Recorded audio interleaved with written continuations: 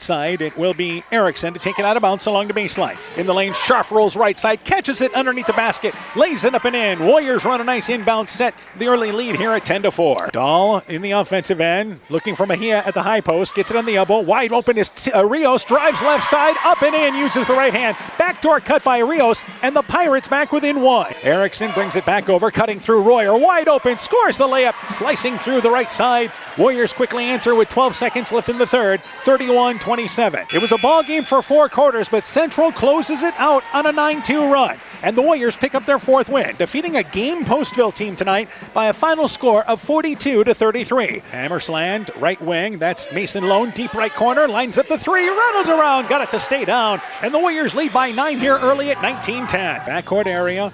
Martinez, a nice pass ahead to Minikue, left side, scores the layup. Warriors don't get back defensively. Pirates back within 3.5 to go first half. And off the right side, Minikue takes it out of bounds. Inbounds there, goes to White.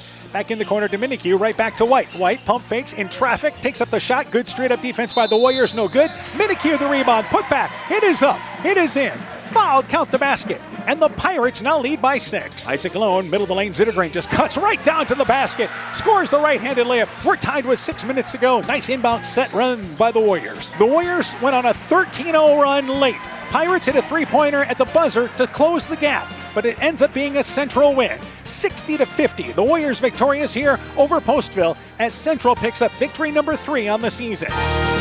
The best high school basketball is on KCTN FM 100. It's Upper Iowa Conference basketball action tonight on KCTN. In our featured matchup, MFL MarMac visits Central. First off, we have the girls game. An important conference matchup for both of these clubs. The Bulldogs have just 1 conference loss, so they look to stay near the top of the league. The Young Warriors have split their 4 conference games so far. They look for a W to keep moving up the league standings.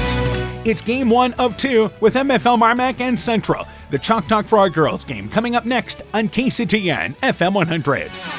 Attention business owners. Are you tired of monthly fees eating into your profits? Look no further than People's State Bank. People's State Bank's business checking account has no monthly service charge. Yes, you heard that right, 0 monthly service charges. But that's not all. Enjoy free ATM and debit cards, free online and mobile banking, and free bill pay services. With People's State Bank, managing your business finances has never been easier or more affordable. Stop wasting your hard-earned money on unnecessary fees. Switch to People's State Bank today and take care of your business finances. People's State Bank, member FDIC. Scooter's Coffee in Manchester offers a variety of coffees, smoothies, blenders, and breakfast food products served all day long. Scooter's Coffee offers fast and friendly service, too. In a hurry? Use the Scooter's Coffee app to order, pay, and earn rewards. Simply stop at the drive-thru window and pick up your order. Scooter's Coffee is open Monday through Saturday, 5:30 a.m. till 8 p.m. and Sunday, 6 a.m. till 8 p.m. We look forward to seeing you at Scooter's Coffee in Manchester. You love your business. You put everything into it, nurtured it so it grow into the pride and joy it's become. It's only natural that you want to protect it with the right insurance. An insurance policy from West Bend is the best way to keep it happy, healthy, and profitable. We'll wrap it in the cozy warmth of the silver lining. To find out how West Bend can protect your business, contact Michael Beck, agent with Gifford Insurance Agency in Elkader at 245-1360. The winter high school sports season has begun, and the doctors and staff of Family Dentistry Associates of Monona encourage you to support your local high school basketball and wrestling teams. Dr. Jessica Wilkie, Dr. Mark Foey, Dr. Chase Bruner, and Dr. Daphne Hofler of Family Dentistry wish all of our student athletes a very healthy and successful season.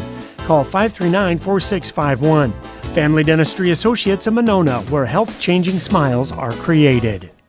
Northern Country Co-op and Viafield are now Nexus Cooperative, your full-service ag partner supplying all your agronomy, energy, feed, grain, and lumber needs. Our highly knowledgeable and experienced team utilizes the latest technology in feed manufacturing, agronomy services, precision ag, plant and animal nutrition, energy products, and grain marketing to keep our customers ahead of the rest. Stop in today at any of our 26 locations across northern Iowa and southern Minnesota, or visit us online at nexus.coop.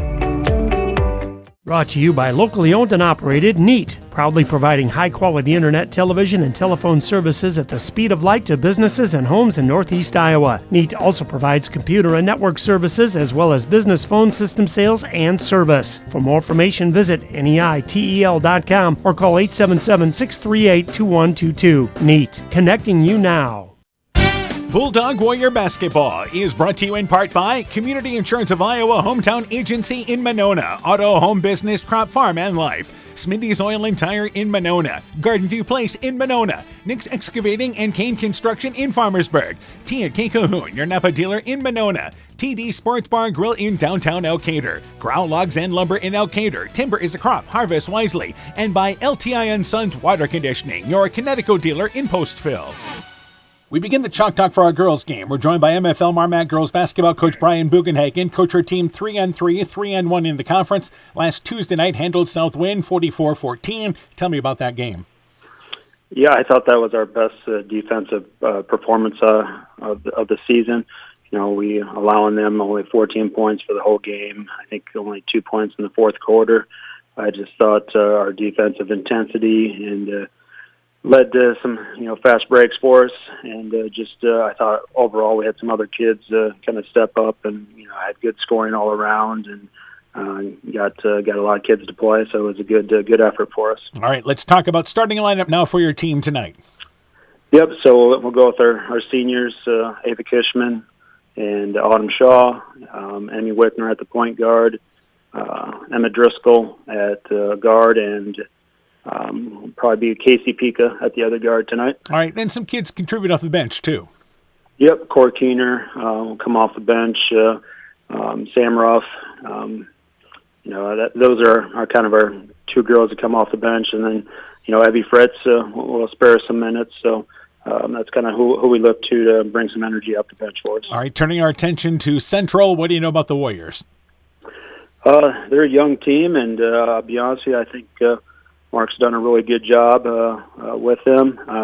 They got 4 or 5 girls that are all scoring about the same per game. They're right 9, 10 points a game, and so that that's can't really key on one person. So that's he's done a nice job with them, and they'll play good, solid defense, and they'll run their offense, and they're very patient.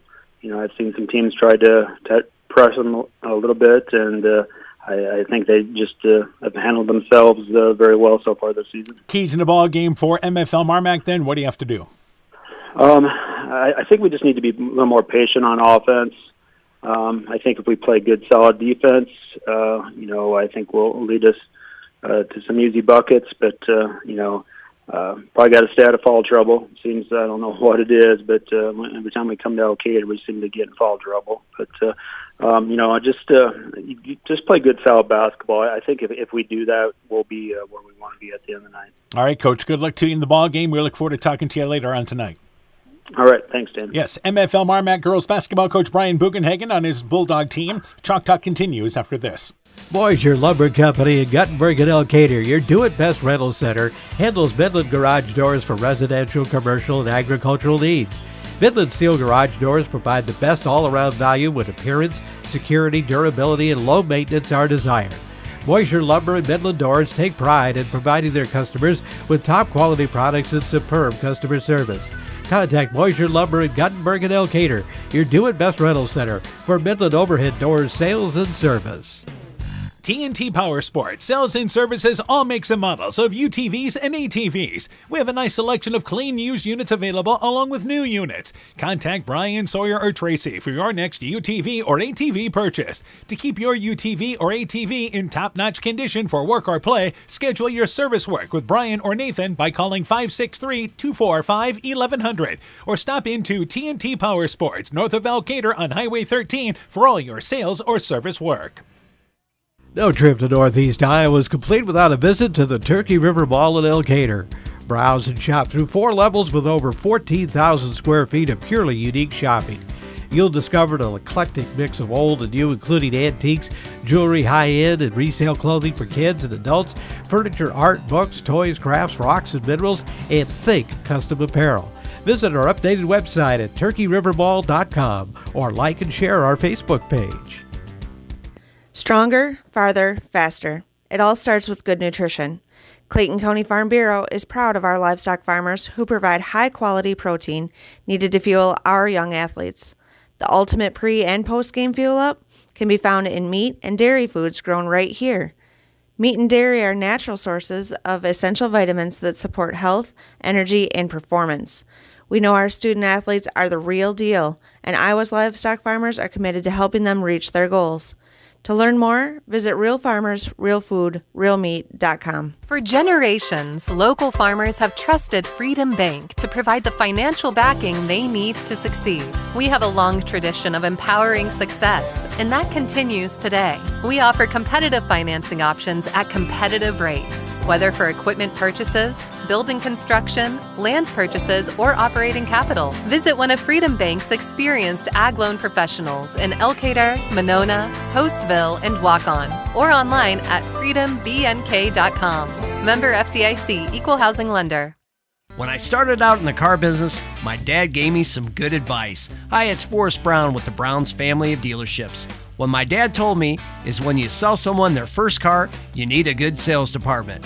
But if you expect to sell them their second, third, and fourth car, you better have a great service department. Visit any one of the Browns family of dealerships in Guttenberg, Elkader, West Branch, or Victory Ford in Dyersville and find out why Browns is your hometown dealer, no matter where your hometown may be. Bulldog Warrior Basketball is brought to you in part by David Balls, agent for Balls Insurance Agency in Elkader, Volwald Enterprises Inc. in Monona, Canucko Floor Covering in Monona, Ashbacker Building Supplies in Rossville, Sincerely Yours Interiors by K in Monona, Ems Machine and Manufacturing in Monona, Guttenberg Municipal Hospital and Clinic, Adverse Weather Insurance, Jim Furman of Volga, your independent crop insurance agent, and by KAR Auto Group, online at karautogroup.com. We continue the Chalk Talk for tonight's game. We're joined by Central Girls Basketball Coach Mark Wiley. Coach her team 4-3, 3-2 in the conference. Dropped a decision last night to Edco. Final score 45-32. Tell me about that game. Yeah, Dan, we competed really pretty well. I know the final score didn't indicate that it was really that close, but we had a 2-point lead going into halftime. We were down just a couple at the end of the third quarter.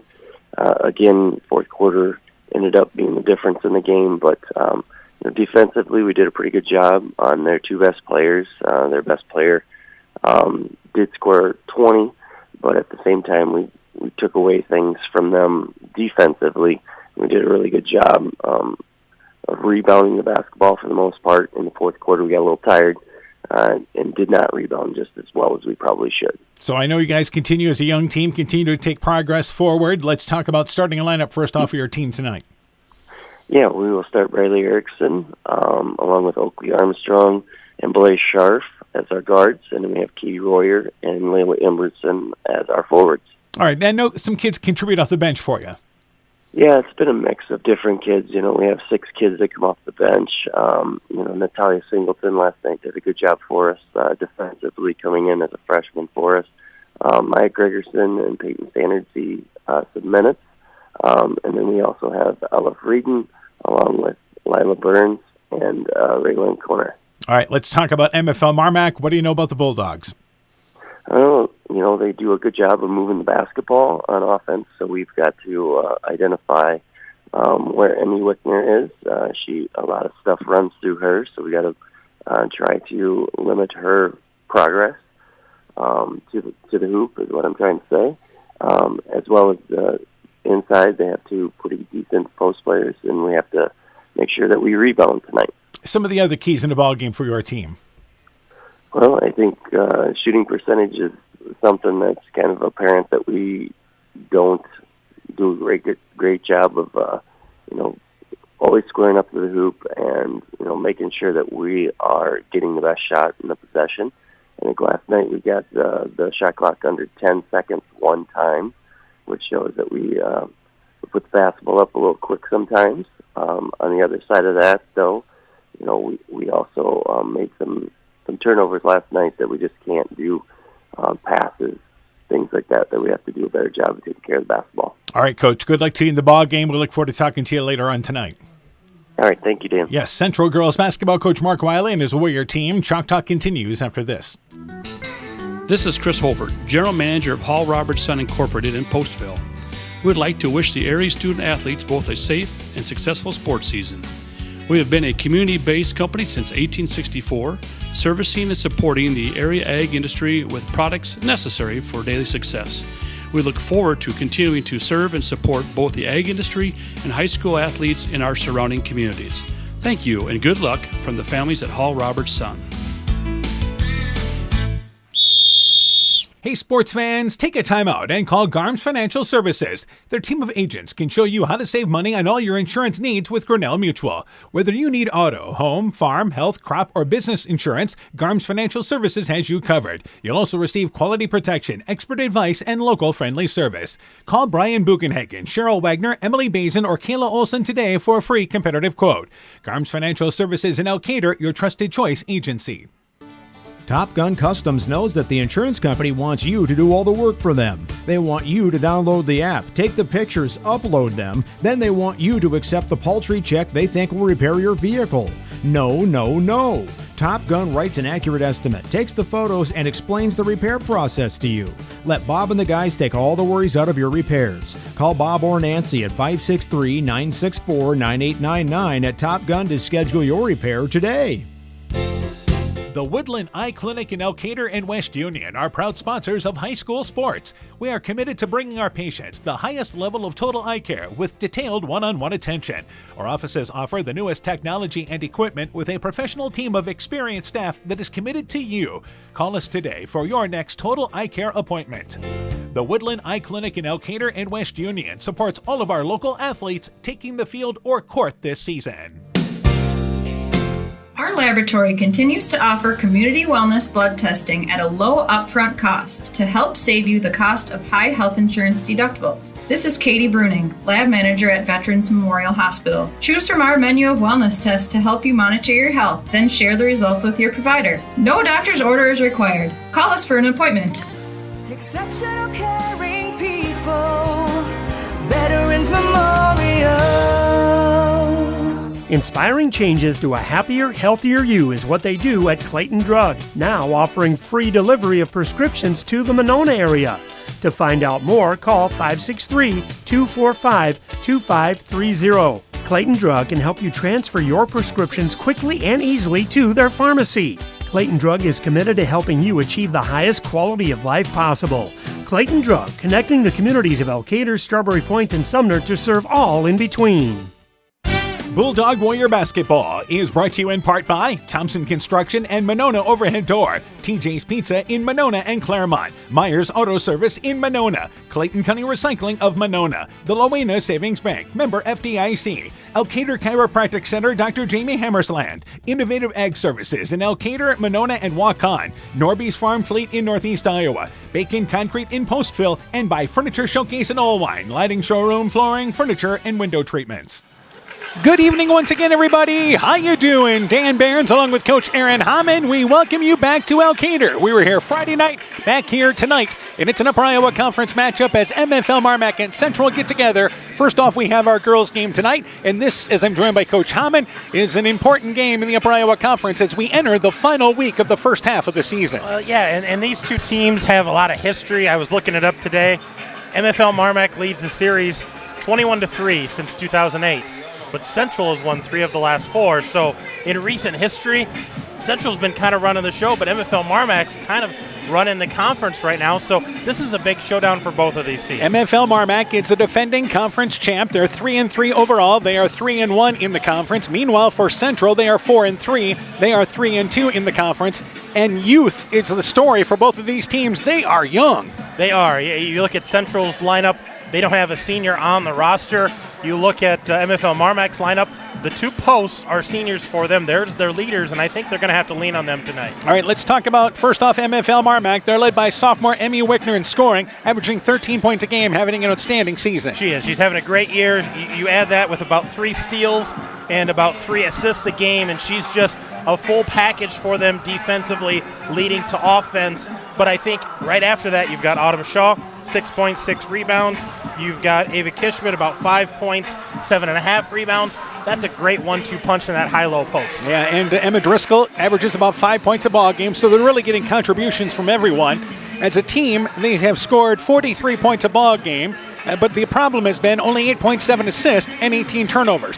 Meanwhile, for Central, their numbers just about the same. 42.7 points per game, 11 assists rather, and 20 turnovers. They're a little bit better handling the ball, but both these teams with the youth, you expect some turnovers. Yeah, you expect that, and I think both of these coaches would talk about how much they want to limit those turnovers, but in the same token, they love the enthusiasm that the youth bring out there.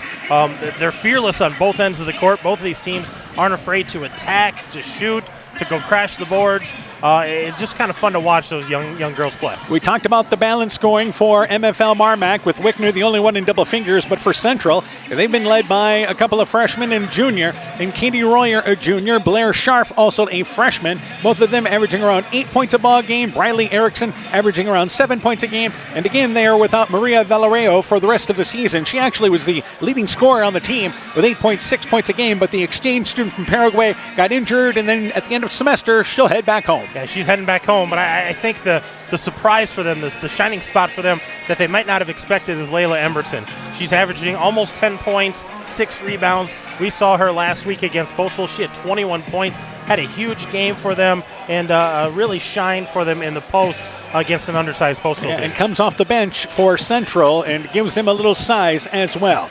But again, shooting has been the story for both of these teams. We were talking about the numbers, so close point per game wise, but MFL MarMac shoots 32.4% from the field, Central 33.2%. From the three-point line, MFL MarMac 21%, Central at 25%, a little better. And from the free throw line, both teams below 500. MFL MarMac at 49%, and Central just shooting 40% from the free throw line. And they get to the line far more than their opponent. They do, and you can hear the frustration in Coach Wiley when he talks about it. We're getting there. We're getting to the free throw line. They always have, but the difference this year is they're not making enough shots at the free throw line to keep them in the game. And I think that's going to be something big for them tonight, is to shoot well and to get to that free throw line. And again, some of that is contributed to youth, young kids stepping into the varsity role for the first time. There was not a JV game between these two girls teams tonight, dealing with some number issues, but everybody is, especially in girls basketball. So it's been a case there of these teams sometimes going a little deeper into their bench just to get kids some playing time. Yeah, get some playing time and give those older kids the rest. But yeah, it's been a struggle for both of these teams number-wise. A couple injuries here and there, so everybody dealing with that. And you're talking about a big stretch of games for Central, for instance. They closed the first half of the season at Keyhigh. That'll be another challenge for them coming up on Friday night. Meanwhile, for MFL MarMac, you're at Postville Friday night. They look at this going, we could have a great week heading into the break. Well, yeah, this is the one that was probably earmarked for this week, is this game, because this has implications on laying out the conference, but they don't want to look past Postville on Friday either. They could get a couple of wins this week. That's a huge week for the Bulldogs. Our boys game coming up a little bit later on tonight. We'll have updates on a number of games tonight. Clayton Ridge is at Keyhigh. North Fayette Valley hosting Southwind, a huge boys game there. Postville entertains West Central, both teams hungry for a win. Also, Maquoketa Valley is at Edco, and Starmont plays Springville tonight. We plan on giving you scores from those ball games tonight. Quickly, keys in the ball game. I think for the Bulldogs, establish that inside with your experienced posts. They need to shoot well, share the wealth a little bit, and they need to force turnovers with their defense. For the Warriors, they obviously need to shoot well. I said they need to get to the free throw line. They want to try to get a little inside out for their shooting, and they're going to have to handle that pressure that the Bulldogs are going to bring. Yep, turnover is going to be a big story. We have our first score of the night already, and Maquoketa Valley leads the Edco girls 14-7 at the end of one. Must have had a 6 o'clock start down there, huh? Yeah, down in Maquoketa Valley, they had the two gyms, so I assume they started a little early. Let's go courtside with, once again, Mr. Reinhardt. And tonight's starting lineups here. And Mr. Reinhardt, Aaron Reinhardt, our PA announcer.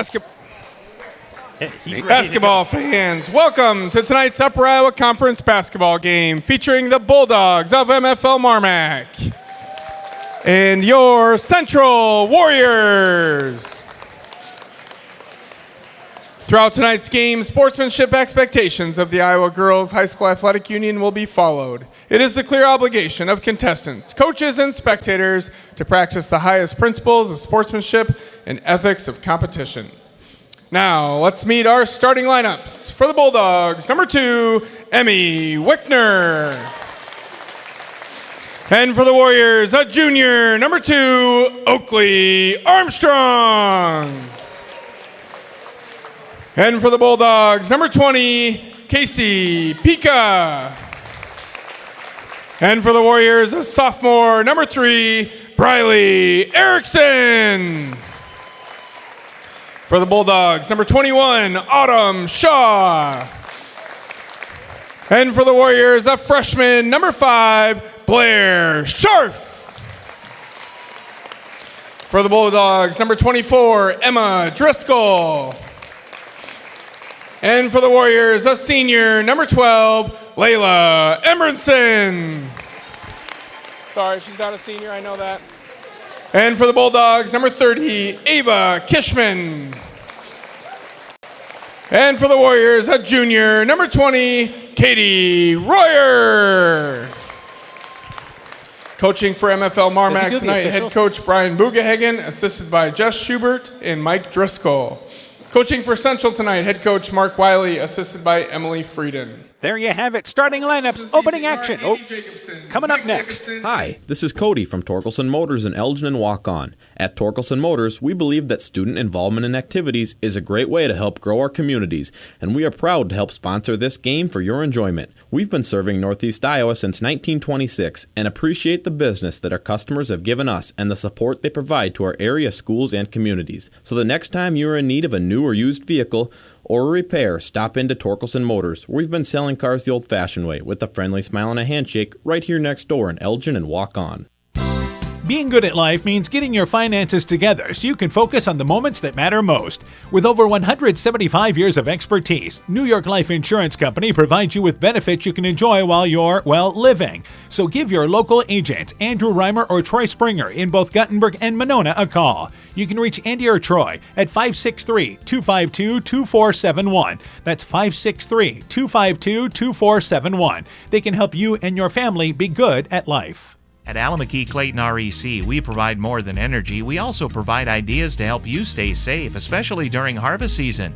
If your equipment contacts a power line, back away. When you can't back away, call or radio for help. If you must, jump clear of the equipment. Do not touch the ground and the equipment at the same time. Report power line hazards today. At Alameda Clayton REC, we care about keeping you safe. That's the power of human connections. Alameda Clayton REC, your Touchstone Energy Cooperative. Bulldog Warrior Basketball is brought to you in part by Culligan Water Conditioning in Elkader, Fisk Farm and Home in Monona, Cresco, and Decorah, Burns & James Insurance, your Grinnell Mutual agent in Monona, Farmers Savings Bank of Colesburg, Elkport Garber, Strawberry Point, and Arlington, member FDIC. Dean Family Chiropractic in Claremont, Meyer Collision and Service Center in Guttenberg and Elkader, and by Rivals Inc., custom gear, screen printing, embroidery, and online shopping at rivalsinc.com.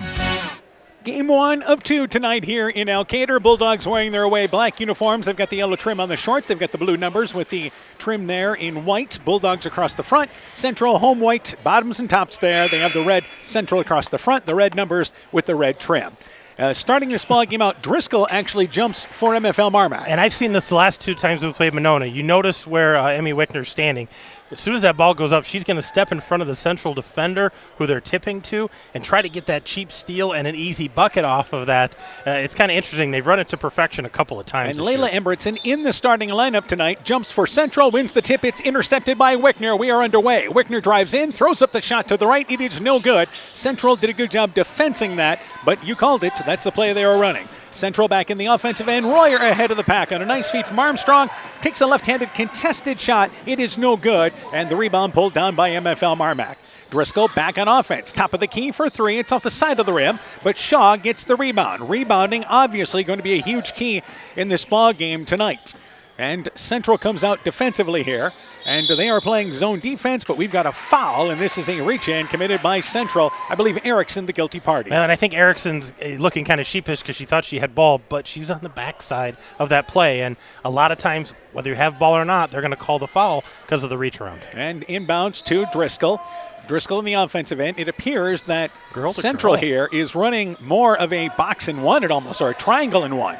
Right side in the offensive end, it is Pika. Pika goes left side to Driscoll, and it's on they've got a chaser on Wickner. Right side, Kishman drives baseline, goes over to Pika. Right wing, open for three, off the side of the rim, no good. Embrettson, a nice box out off the right, and the Warriors get the rebound. They're running a box and one on Wickner. Yeah, they're running a box and one Wickner, just putting somebody in her face, making sure she doesn't touch the ball. Scharf in the offensive end, back out on top to Royer, left side to Armstrong. We've played a minute, just underway here tonight. Erickson has it left side. Bulldogs come out here, girl-to-girl defense. Erickson tries a pass between two Bulldogs, but it's knocked away by Wickner, taken away by MFL MarMac. Wickner back in the offensive end, immediately picked up by Erickson. Back to Driscoll. Shaw on the left block area. Cut off and has to bring it back out on top. They'll reset in the offense. Wickner gets a step by everybody. Drives in the lane, stumbles, banks the shot well long, but Shaw there for the offensive rebound. Uses the left hand off the glass. An offensive rebound leads to our first basket of the game. Yeah, a little full court pressure here, a little 1-2-2, try to slow down the Warriors. Armstrong in the offensive end. After that initial 1-2-2, they fall back into girl-to-girl defense. Royer on top to Erickson. Erickson, left baseline area to Royer. Deep left corner, fires up the three. Shot grazes the front of the rim. It is no good. Driscoll gets that rebound off the right side. Wickner back to Pika. Pika has a lane to the basket. Nice feed over to Shaw, who scores the left-handed layup. And here's a quick timeout taken by Central. So a quick 4-0 spurt for MFL MarMac. Let's take this break. Hi, this is Cody from Torkelson Motors in Elgin and Waukon. At Torkelson Motors, we believe that student involvement in activities is a great way to help grow our communities, and we are proud to help sponsor this game for your enjoyment. We've been serving Northeast Iowa since 1926 and appreciate the business that our customers have given us and the support they provide to our area schools and communities. So the next time you are in need of a new or used vehicle or a repair, stop into Torkelson Motors. We've been selling cars the old-fashioned way with a friendly smile and a handshake right here next door in Elgin and Waukon.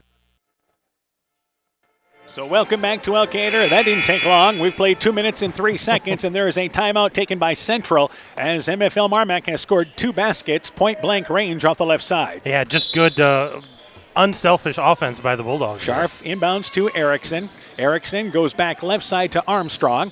Armstrong in the backcourt to Embrettson. Overshot into the hands of Pika. It's a turnover. Pika drives in and then travels with the basketball. Pika wanted to drive, but Central did a good job defensively cutting off that lane, and that forces a turnover after the steal. Well, the Bulldogs love to get those steals and the runouts to kind of fuel that fast break, and Pika just ran into a wall, didn't know where to go with it. Scharf inbounds in the corner to Armstrong, back to Scharf. They have 4 girls, now 5 in the half court. Embrettson gets it center court circle, and a good job by Central here as they just get it across the timeline into the offensive end. Scharf left side to Erickson. Erickson, and a close 10-second violation as the Warriors used all of it. Right wing to Armstrong. Armstrong in the corner to Scharf, deep right corner. And Scharf back over on the wing to Armstrong. Armstrong pick and roll in the lane to Scharf. Her right-handed layup, it is up. It is in. Foul, count the basket. And a give and go on the right side by the Warriors. Yeah, and a great entry pass that time by the Warriors to get it to Scharf and able to finish around the rim, gets the harm and the foul. And this is a chance for the Warriors to pull back within 1. They got into their set. Time taken at the scores table. They wanted to figure out who that foul was on, and it is on Kishman. That is her first whistle against MFL MarMac, and the free throw by Scharf is good, and it's 4-2. The lead for MFL MarMac, 4-3 rather. Driscoll, top of the key, brings it left side, and now has to cut back to the right. Drives in the lane, and between 3 Warriors, draws some contact. Royer reached over, got her with the body on the reach in. Yeah, just came over to help, which was a great job, but instead of being straight up, put those hands down, try to grab, try to reach, and that's what got her the call. Wickner will take it out of bounds off the right side of the basket. Has to go back over on top to Driscoll. She'll track it down at center court. Driscoll brings it left side, has a step, takes a left-handed layup, 5 feet away, facing the basket, floated it up, floated it in, had a lane to the basket. 6-3, Bulldogs in the lead. Backcourt area, Erickson. Erickson, left side, knocked away into the hands of Pika. It's a turnover by Central. Pika stops, pops, fires up a 3. Got it from the right side, and it's 9-3, the Bulldogs' early lead. That was an impressive steal by Pika and having the sense to get her feet under her and make that shot. And here's another turnover. The ball into the offensive end for Central, thrown away and picked up by Pika. Pika back offensively, so some turnovers. And right now, MFL MarMac making Central pay the price. Right wing, Pika puts it on the floor, into Kishman on the right block, double team, trying to back away under, kicks it over to Pika in the deep right corner. Pika back out on top to Driscoll at the top of the key. Brings it left side, another left-handed runner there from this time off the left side of the lane. Missed it from about 6 feet away, short. Back in the offensive end, Royer ahead of the pack. Nice feed from Scharf as she brought it down the near sideline. And as Royer drives in, foul by MFL MarMac. And heading to the free throw line is Royer for 2. Yeah, and the Warriors, they get to the free throw line. We talked about that in the pregame. They got to knock down those shots, and here's Katie Royer's chance to get some points and try to get them crawl back into this game. Halfway through our opening quarter, Royer's free throw, it is no good. Flat off the rim, it goes to the right. Substitutions, the first substitutions for MFL MarMac, Kishman and Pika check out. Into the game is Samantha Ruff. She is a sophomore making her first appearance, and Cora Keener checks in, a junior. Meanwhile, Embrenson checking out of the game for Central. Into the game is number 24, and that will be, I believe, Natalia Singleton. Yes. Yep. And she's listed as number 30 on our roster. Second free throw, it is no good, and the rebound pulled down off the left there for MFL MarMac. Warriors come up empty. Ruff in the offensive end. Right side, drives in the lane, cut off. Needs some help, and the ball knocked away by Erickson, but I think she kicked it. She did in the middle of the lane, and the ball will go back to MFL MarMac off the right side of the basket. That last foul is the second on Kishman. Yeah, that's Kishman's second, so that's why she went to the bench, and she struggled with that a little bit this year, getting into that early foul trouble. And Wickner takes it out of bounds, and again, nothing working on the inbounds play. She has to throw it into the backcourt, where Driscoll tracks it down and brings it into the offensive end. Driscoll, left side, and again, at the elbow area, looks to go back out on top to Ruff. Ruff right wing with the basketball, drives baseline, gets a step on Erickson, but good help defense there. Ruff has to go left side to Keener. She's open just off the block on the left side, banks it off the glass. 11-3, a 7-0 run by MFL MarMac as Wickner knocks away the inbounds pass. And I think the untold story for the Bulldogs right now is they've switched to chaser. It was Erickson for a while, but now Armstrong is chasing Wickner, just taking her out of the play, and the other Bulldogs stepping up and hitting shots right now. On the baseline area, Erickson will take it out of bounds for Central against that full court pressure and goes up towards center court but overshoots everybody, and it's a turnover as it goes to MFL MarMac. Driscoll picks it up in the backcourt, and the Bulldogs have it offensively. Driscoll on top to Wickner, being chased again by Armstrong. Goes right wing to Driscoll. Driscoll back over to Wickner. Again, Bulldogs like to run everything with Wickner at the point, but Central causing some problems. Wickner drives in, wraparound pass to Shaw, lays it up and in from the left side. Wickner got into the lane, and there's the dish. 10-point lead for MFL MarMac. It drew a lot of attention, able to find their open post. And here is Armstrong traveling with the basketball as she tried to step through a double team.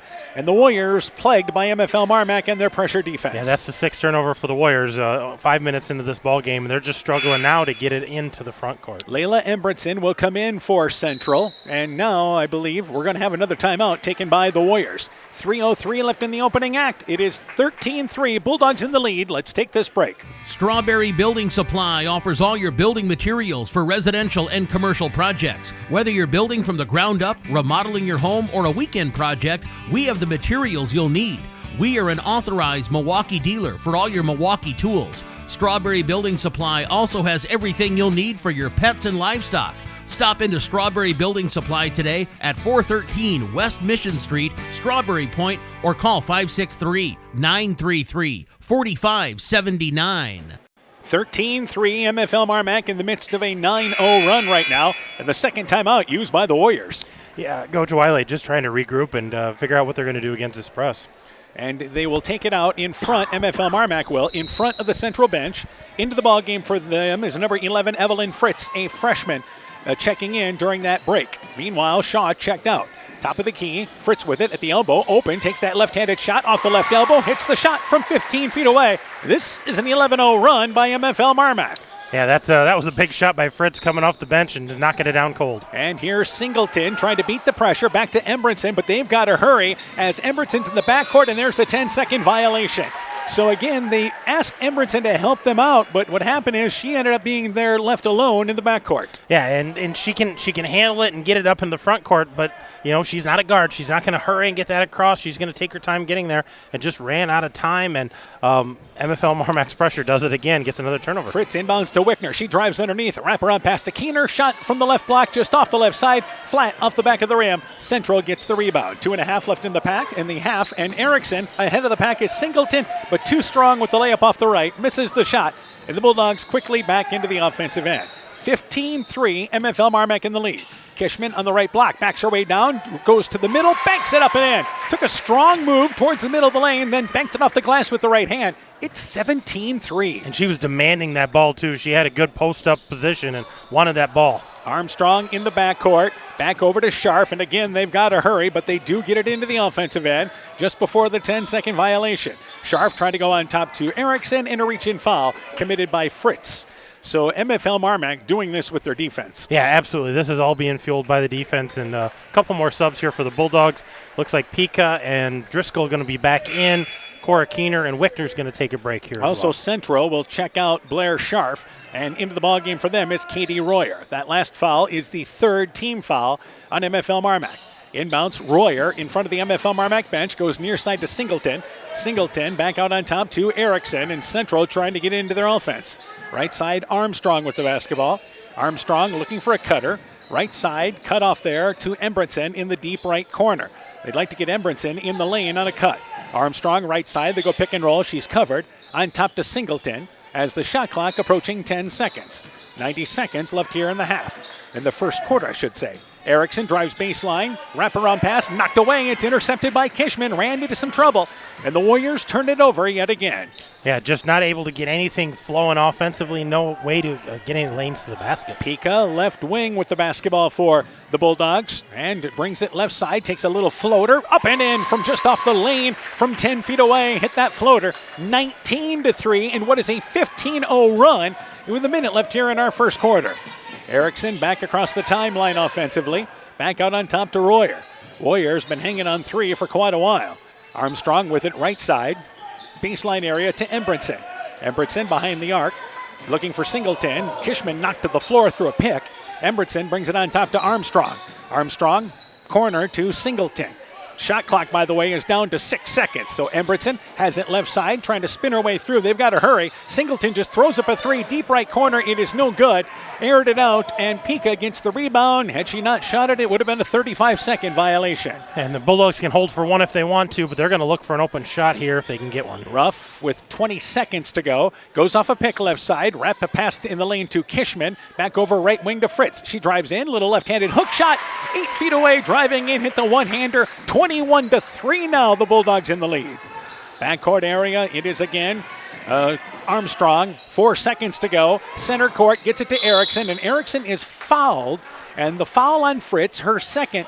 It's only the fourth on MFL MarMac, so the Warriors, with 1.7 seconds to go, will take it out at center court. Yeah, it's not a bad foul because it's going to force the Warriors to try to draw something up for 2 seconds, and it doesn't put them in the bonus. Armstrong checks out into the game for Central, number 22, Peyton Standard. Inbounds to Standard. She fires a three from the right wing, but it just rims out there to the left.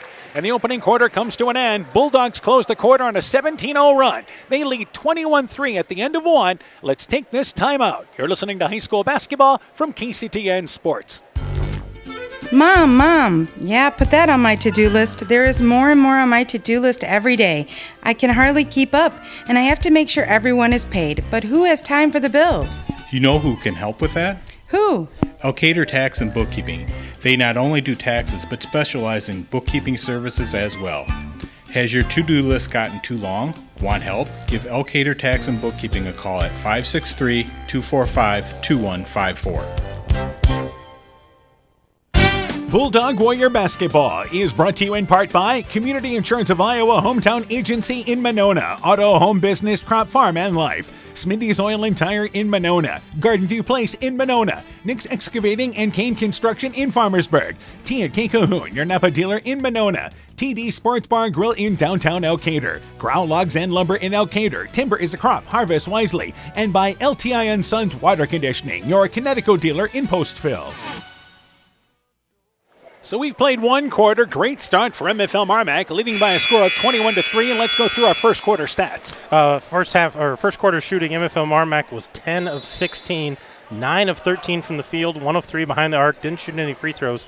Central was 1 for 6 1 of 3 behind the arc, 1 of 3 from the free throw line. Erickson left side to Embretson, just inside the three-point line, near side, along the left baseline, just off the baseline, aired out the shot from 18 feet away, and the rebound by MFL MarMac. Turnovers have been the story of this game. They have Central sitting at 8, MFL MarMac just the 1 turnover in the first quarter. Wickner, and there's a reach-in foul on Erickson as we start the second quarter. Wickner, Keener, also out there Pika, Driscoll, and Shaw for MFL MarMac. For Central, Singleton checks out as Blair Sharp checks it back in. Royer along with Embretson, Erickson, and Standard out there to start the second quarter.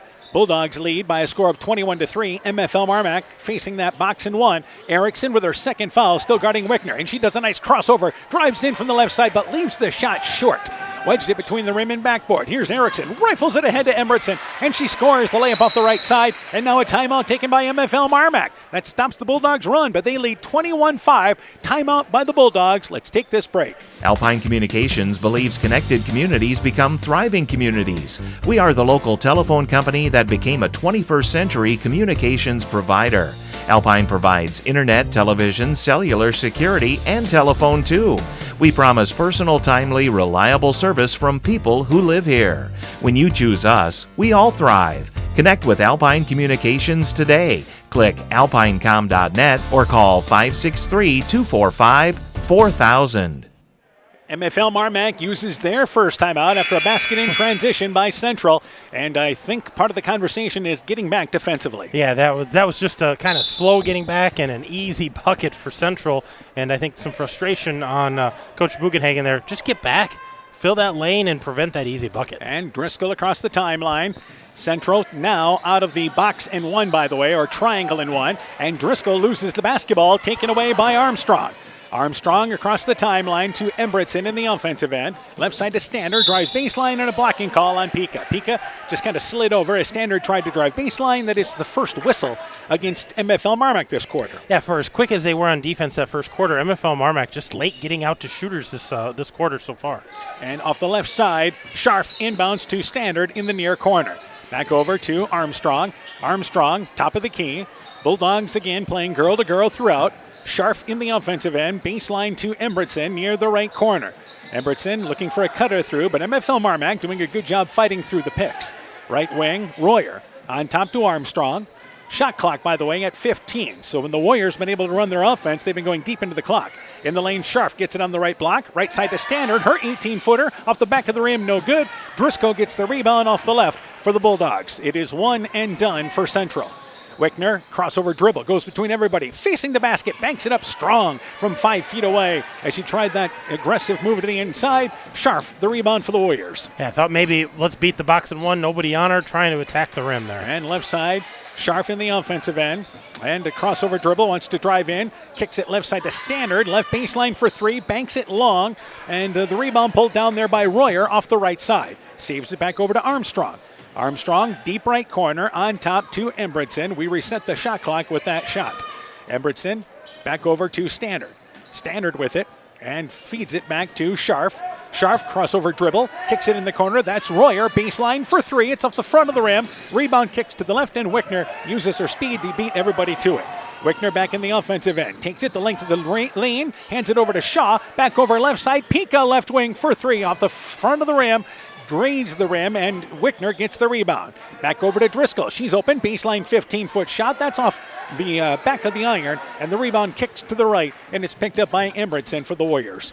Well, you can see both teams just taking a sigh of relief here. The pace has slowed just a little bit, and they're all trying to catch their wind right now. And I think for Central, again, you'd rather have this a lower scoring ball game. I think so. You want to slow this down and run some offense, but they got to get baskets out of it. Standard left side, back on top to Embretson.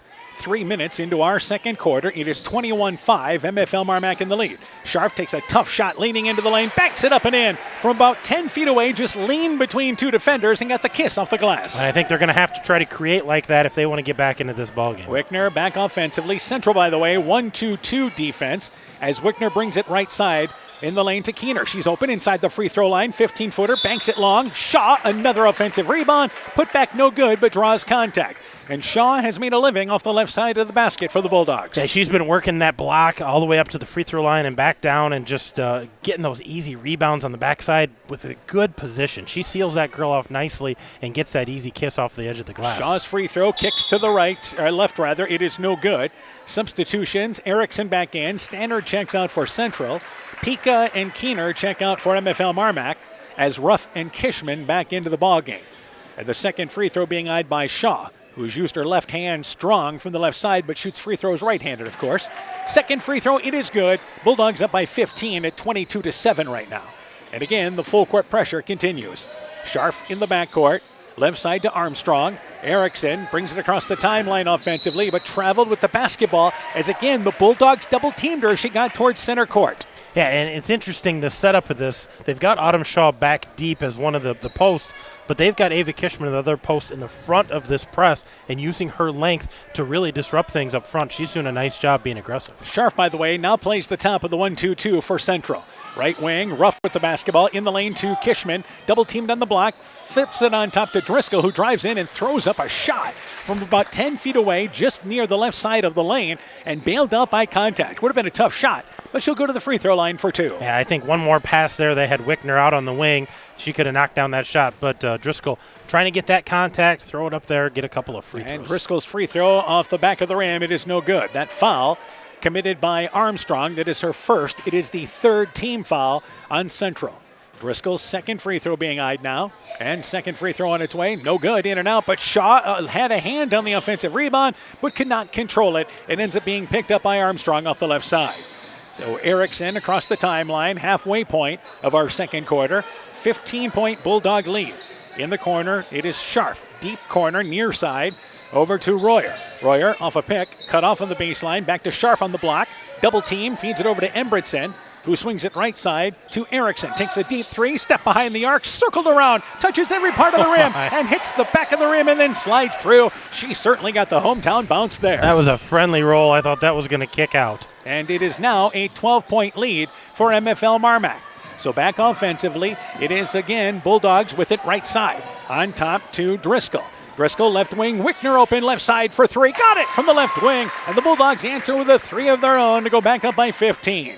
Yeah, big shot there by Wickner, just knocking it down with confidence, and here's that Bulldog pressure again. Scharf with Erickson in the backcourt, double team, feeds it back to Scharf, who races into the offensive end, and there's a blocking call on Kishman. That's the third foul on Kishman, as she could not get in front of Scharf there, and near the near sideline commit the foul.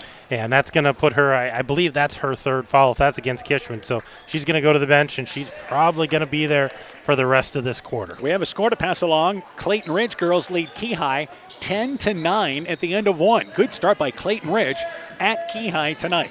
Meanwhile, Cora Keener came back into the ball game. Central tries to go in the lane to Embretson. Triple teamed in the lane and a reach-in foul as she went up for the shot. Keener and Ruff converged in the middle of the lane. Embretson to the free throw line for two. Yeah, and we talked about both of these teams, needing to get better at the free throw line. So far, Central has made one of three. A couple more chances here. Embretson with two. Free throw, it is good. As we mentioned, as a team, they only shoot 40% from the free throw line. And Villarejo was 14 of 20. So, yeah, again, without her, it's even lower. So the second free throw being eyed by Embretson. Free throw on its way there, and it is good. Makes them both, and they'll take that. 25-12, Warriors hanging in here in the second quarter. Ruff across the timeline. Offensively, goes on top here and backs things out as Armstrong extends that defense. Evelyn Fritz just checked in during that break as well. Left side, Wickner open. Left side for three. Aired it out long. Ball goes off the hands of MFL, off of Central. Right side, Erickson lost it out of bounds. Bulldogs will take it off the right side of the basket. Yeah, they're going to give this back to the Bulldogs. It glanced off a Warrior there, but the shot that time, not having her feet under her and not following through, was Wickner. And inbounds to Keener. Keener, middle of the lane, pulls up. Free throw line, 15-footer off the back of the rim. Hit it long off the glass, and the rebound pulled down by Scharf off the right side. See if the Warriors can get back within single digits here by the half. Embretson, right baseline area, off a pick, cut off on the right side, on top to Scharf. Scharf back to Erickson. 2.5 left here in our first half. Embretson, right side. Keener just sags back in the lane for help defense.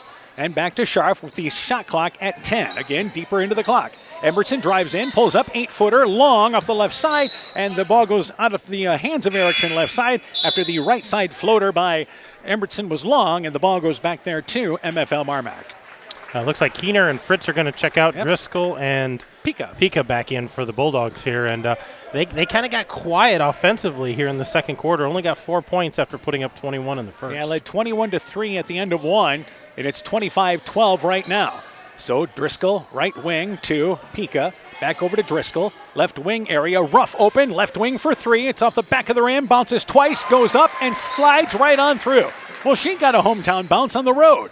28-12, Bulldogs in the lead. And here's that defense again, and they're going to try to put some pressure on the Warriors. And in the offensive end, it is Oakley Armstrong in the offensive end. In the corner to Embertson. Back out on top to Armstrong. Armstrong reverses it right side to Frieden. Frieden on the right wing. Goes baseline area to Erickson. Erickson step behind the arc on the right side. Puts it on the floor. Cut off. Back to Armstrong, who drives in. Feeds it to Frieden just off the top of the key. Right side for three. Grazed the side of the rim. Rebound kicks out of bounds in the far corner by the Central Pep Band. And the ball goes back to the Bulldogs. Yeah, Blair Scharf didn't really have her feet under that time, and a little short on the shot. Came up empty that trip down. And the Warriors have just sat back in that zone, but I think at some point you're going to see them maybe extend their pressure, huh? They're going to have to. They're going to have to force the issue a little bit here because Bulldogs have adjusted. Driscoll off a pick, just off the right elbow. 15-footer, circled in and out, no good. Rebound, Embertson and Shaw tied up in the middle of the lane. It is a jump ball, but it goes to the Bulldogs on the alternate possession rule. That's going to stay down on their end, and they're going to run it out of bounds play here, try to score. Peyton Standard's going to check back in. Oakley Armstrong checking out for the Warriors. With 1:07 to go in our opening act, Bulldogs lead by 16. MFL MarMac going to figure out who's going to take it out of bounds, and it's going to be Driscoll taking it out of bounds. Inbounds to Wickner on the left block, goes to the middle of the lane. Bank shot up and in from 5 feet away. Easy inbounds play there as Wickner just posted up for the basket. Well, she posted up Erickson, who's out there with those 2 fouls. Driscoll knocks the ball away, but Embertson picks it up at center court. Into the offensive end for Central. They beat the pressure. Down by 18, which equals MFL MarMac's biggest lead of the night. Erickson, center court circle, right side to Embertson. Embertson thought about the three, just off the right side, left absolutely wide open, but instead is going to go to Royer. Royer drives in, brings the basketball down, and is tied up there by Wickner. Drove right into trouble, and a jump ball keeps it down here with the Warriors. Well, the quick hands there of Emmy Wickner able to get a hold of that ball and cause that jump ball, but it's going to stay with the Warriors. They're going to have 10 seconds left on the shot clock, though. In the second quarter, North Fayette Valley girls lead South Wynn 14-13. So some head-scratching games so far in the conference tonight. And not a lot of scoring on this Tuesday night. And here is Erickson. Takes a contested shot from the left elbow. It was short, and it goes out of bounds, but last touch there by Erickson forced that shot on the left elbow, and the ball goes back to the Bulldogs. Yeah, the Warriors just pressing a little bit offensively. You know, they're going to have to find those lanes and look for those 10, 12 footers instead of settling for those way outside shots or going into traffic. Bulldogs can work for the final shot if they choose. Pika at the elbow, left side to Ruff. 15 seconds left in the quarter. Ruff, right side, that's Driscoll. Open, foot on the line, 18-footer, circled around, got it to stay down. And that's a good shot. 20-point lead for the Bulldogs. We're inside the closing seconds here of the second quarter. Erickson in the backcourt, brings it up near side, pushes it ahead to Standard. Standard catches it, but does not get the shot off in time. And the first half comes to an end. Bulldogs used a 17-0 run to build an 18-point lead at the end of one. It's 20 at the half. 32-12. MFL MarMac leads Central. First half stats coming up. You're listening to high school basketball from KCTN Sports. Hey, Justin Birdnow here from Birdnow Chevrolet in Monona. I want to take a moment to wish all the local athletes good luck during their game. You have worked incredibly hard and it shows during each game. Myself and the entire Birdnow Chevrolet Monona team is wishing you all that you do your best and good luck. Life is better with American Family Insurance because our agents provide specialized local expertise to help you get the right coverage at the right price. We understand that farming is at the heart of what you do, and we want to help protect what you've worked so hard for. Let's build the policy your farm deserves. Contact Julie Depke, agent at 205 South Main Street in Elkader, or call 563-245-2366. American Family Mutual Insurance Company SI and its operating companies, 6000 American Parkway, Madison, Wisconsin. Epic Wear. Get personalized clothing for your school, your team, family, friends, business, or any event. Epic Wear has a huge range of customizable apparel, trophies, and awards. They offer free design help or design your own apparel at getepicwear.com, and you can even set up a free website for your fundraiser. Epic Wear, walk on. Call 563-568-2301 to place your order today. When making up a to-do list, don't forget to include servicing your car at Edie's AC Delco Service Center in Garnavillo. Your car should have the best care, and Edie's will make sure of it. Stop in or call 964-2186 to make an appointment. Tires worn out? Well, Edie's can replace them. Need a tow? Call Edie's at 964-2186. Kay, Lynn, and Todd invite you to stop by and fill your car's tank with fuel at Edie's AC Delco Service Center in Garnavillo. Edie's open 7 a.m. Mondays through Saturdays. People's State Bank is a locally owned and managed bank with convenient locations in southwest Wisconsin and northeast Iowa. If you're looking for a place where you're more than just a number, but still have access to convenient technology and low fees, People's State Bank is it. As a community bank, they're proud to support many of the local charities, county fairs, community events, and more. When you become a part of People's State Bank, you can be confident that you're standing with a good cause. People's State Bank, member FDIC. Scooter's Coffee in Manchester offers a variety of coffees, smoothies, blenders, and breakfast food products served all day long. Scooter's Coffee offers fast and friendly service, too. In a hurry? Use the Scooter's Coffee app to order, pay, and earn rewards. Simply stop at the drive-thru window and pick up your order. Scooter's Coffee is open Monday through Saturday, 5:30 a.m. till 8 p.m. and Sunday, 6 a.m. till 8 p.m. We look forward to seeing you at Scooter's Coffee in Manchester. Bulldog Warrior Basketball is brought to you in part by David Balls, agent for Balls Insurance Agency in Elkader, Volwald Enterprises Inc. in Monona, Canucko Flood Covering in Monona, Ashbacker Building Supplies in Rossville, Sincerely Yours Interiors by Kay in Monona, Ems Machine and Manufacturing in Monona, Guttenberg Municipal Hospital and Clinic, Adverse Weather Insurance, Jim Furman of Volga, your independent crop insurance agent, and by KAR Auto Group, online at karautogroup.com. At the half, MFL MarMac leads 32-12. Other girls scores, Clayton Ridge leads Key High at the end of one, 10-9. In the second quarter, North Fayette Valley leading South Wind 14-13. We expect to get you a Postville Waukon score, as well as Starmont and Springville, and Maquoketa Valley leading Edco early in that ball game, 14-7. We expect an update on that game as well. Again, we're joined by Coach Hammond. Bulldogs 17-0 run to close the first quarter, and that's the difference. They lead by 20. Absolutely, and it comes from balanced scoring tonight. Everybody getting involved. They're led by Autumn Shaw. She's got 7. Casey Pika's got 5. Emmy Wickner's got 5. 4 points for Emma Driscoll. 4 points for Evelyn Fritz. 3 points for Samantha Ruff. 2 points for Ava Kishman. 2 points for Cora Keener. So 32 points for the Bulldogs tonight. They were 3 of 7 behind the arc. 11 of 21 inside the arc, so 50% in the first half, and they were 1 for 4 from the free throw line. And the big stat for, I think, the Bulldogs, 2 turnovers. Yeah, absolutely. That's the big difference in this ball game. The total's now for the Warriors. For the Warriors, they've got 3 players who scored. Blair Scharf leads the way with 5. Layla Embertson with 4, and 3 points for Briley Erickson, so that's their 12 points. They were 1 of 7 behind the arc, 3 of 9 otherwise, so they're only shooting 25% in the first half. They are 3 of 5 from the free throw line, and after having 8 turnovers in that first quarter, only 1 turnover in the second, so 9 turnovers. But, man, that first quarter put him in such a hole. Well, and that's why a better second quarter offensively for Central. MFL MarMac only outscored them 11-9 on a couple of baskets, makes this, at the end of the second quarter, makes this a 20-point game. So Central, when they get into their offense, doing some good things. Yeah, they're doing okay, but, man, just getting behind and not able to overcome that deficit thus far. We thought the second quarter started really good, but man, that was just a deep hole for them to start out of. All right, another score. Edco girls lead Maquoketa Valley at the half, 27-26 now at the break. So we'll continue to update you on that game as well as all the other games happening tonight. When we return, we'll look ahead to the boys' game coming up and second half action of our girls' game. Bulldog girls lead 32-12 here at the break. Your business is your pride and joy. You raised it with hard work from nothing but a dream. And since you care so much, naturally you want to protect it. An insurance policy from West Bend and Gifford Insurance is the best way to keep it happy, healthy, and profitable. We'll wrap it in the cozy warmth of the silver lining.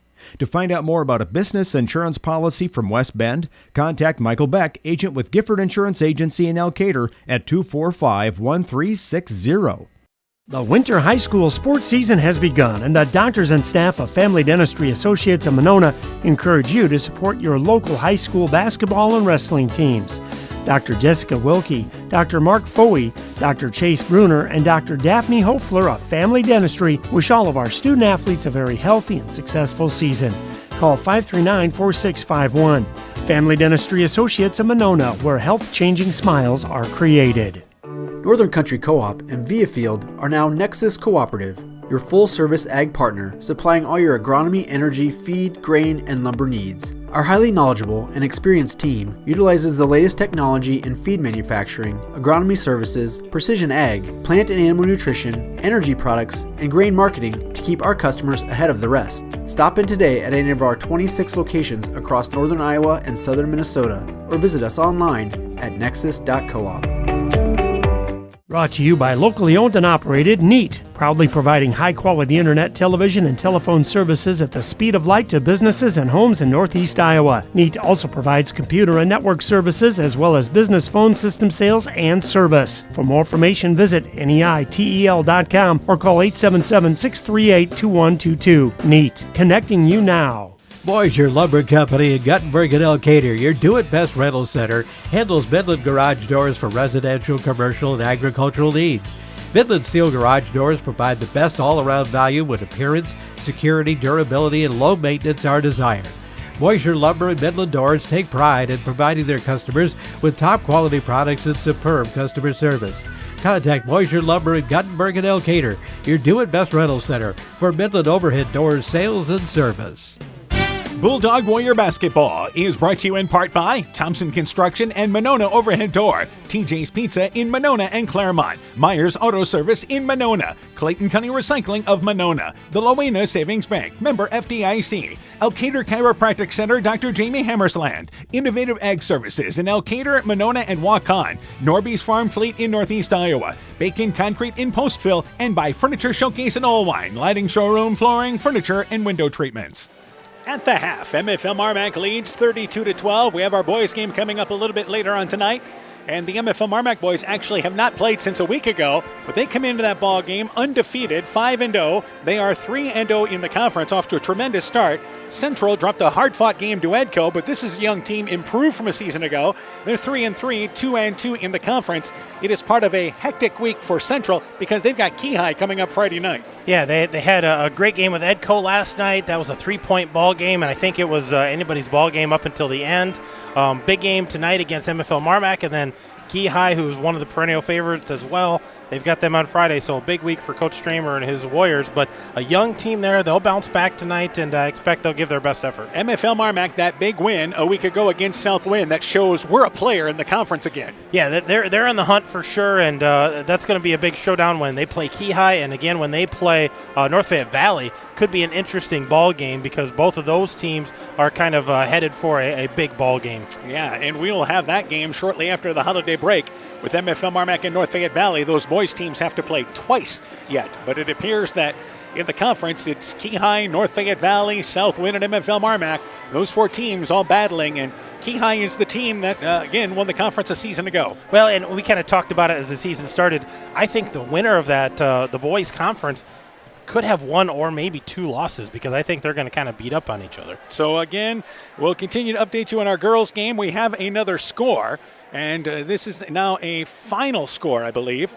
It is 59-43 is the final score.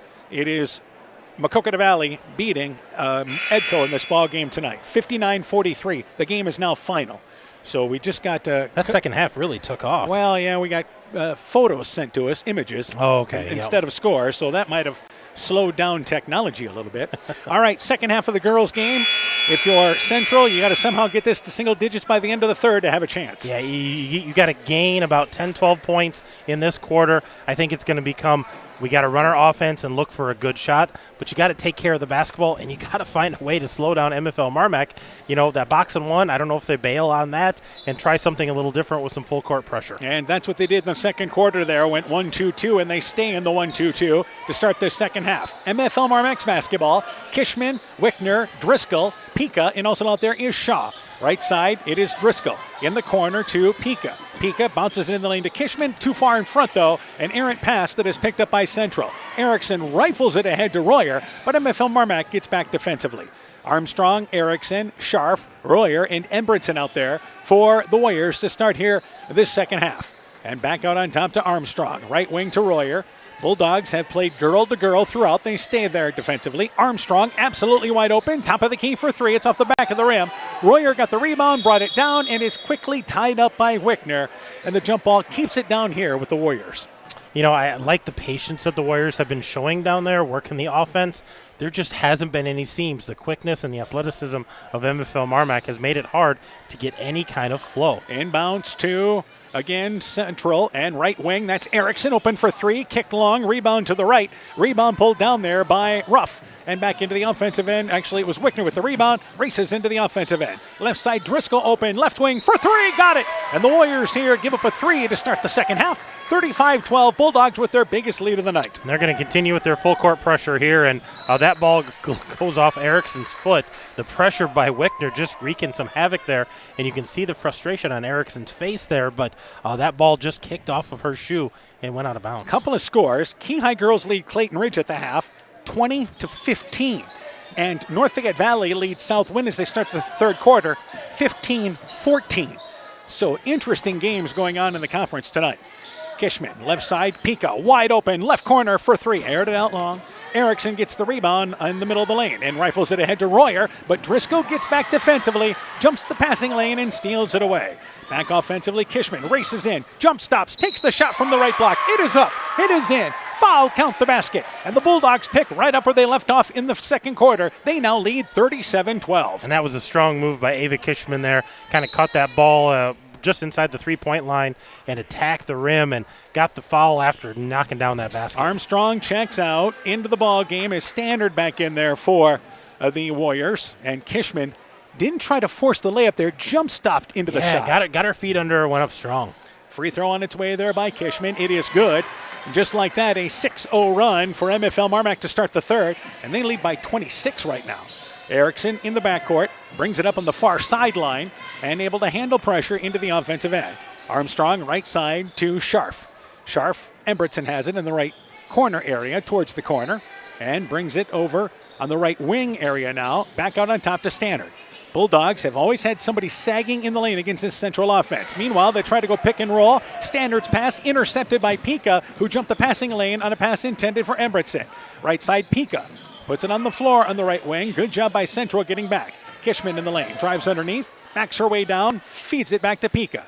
Pika at the elbow area. Drives in. Her shot facing the middle of the basket. It is up. It is no good. But a reach in on the way up. And Pika will go to the free throw line for two. Well, and this is the aggression we saw out of the Bulldogs the first quarter. They were attacking the basket, looking for those shots, and they kind of got away from it in that second quarter, a little laxed on that offensive end.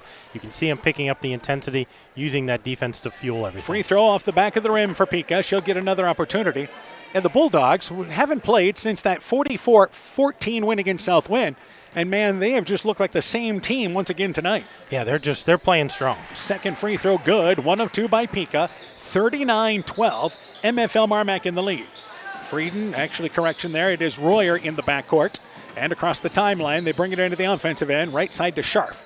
So the Warriors here. And, again, they've had to work in their half-court set. Royer, left side to Embritson.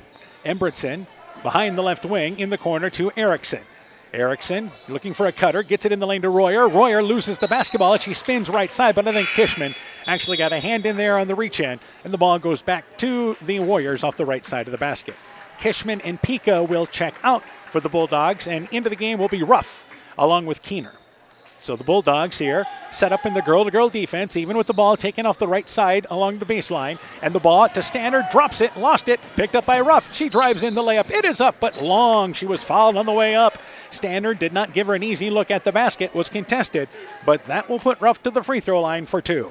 Yeah, that was just a pass that slipped through Standard's hands, and Ruff just on the spot there, grabbed it, took off, racing to the basket. Not able to get the basket to fall, but she's going to get a couple more free throws. Free throw on its way by Ruff. It is good. As we mentioned, MFL MarMac shooting below 50% on the year from the free throw line, but hoping to continue to up that percentage. as Standard, Erickson, and Embrenson all check out. Into the game is number 11, Maya Gregerson, a 5'4 freshman. Singleton, who played in the first half, back into the ball game.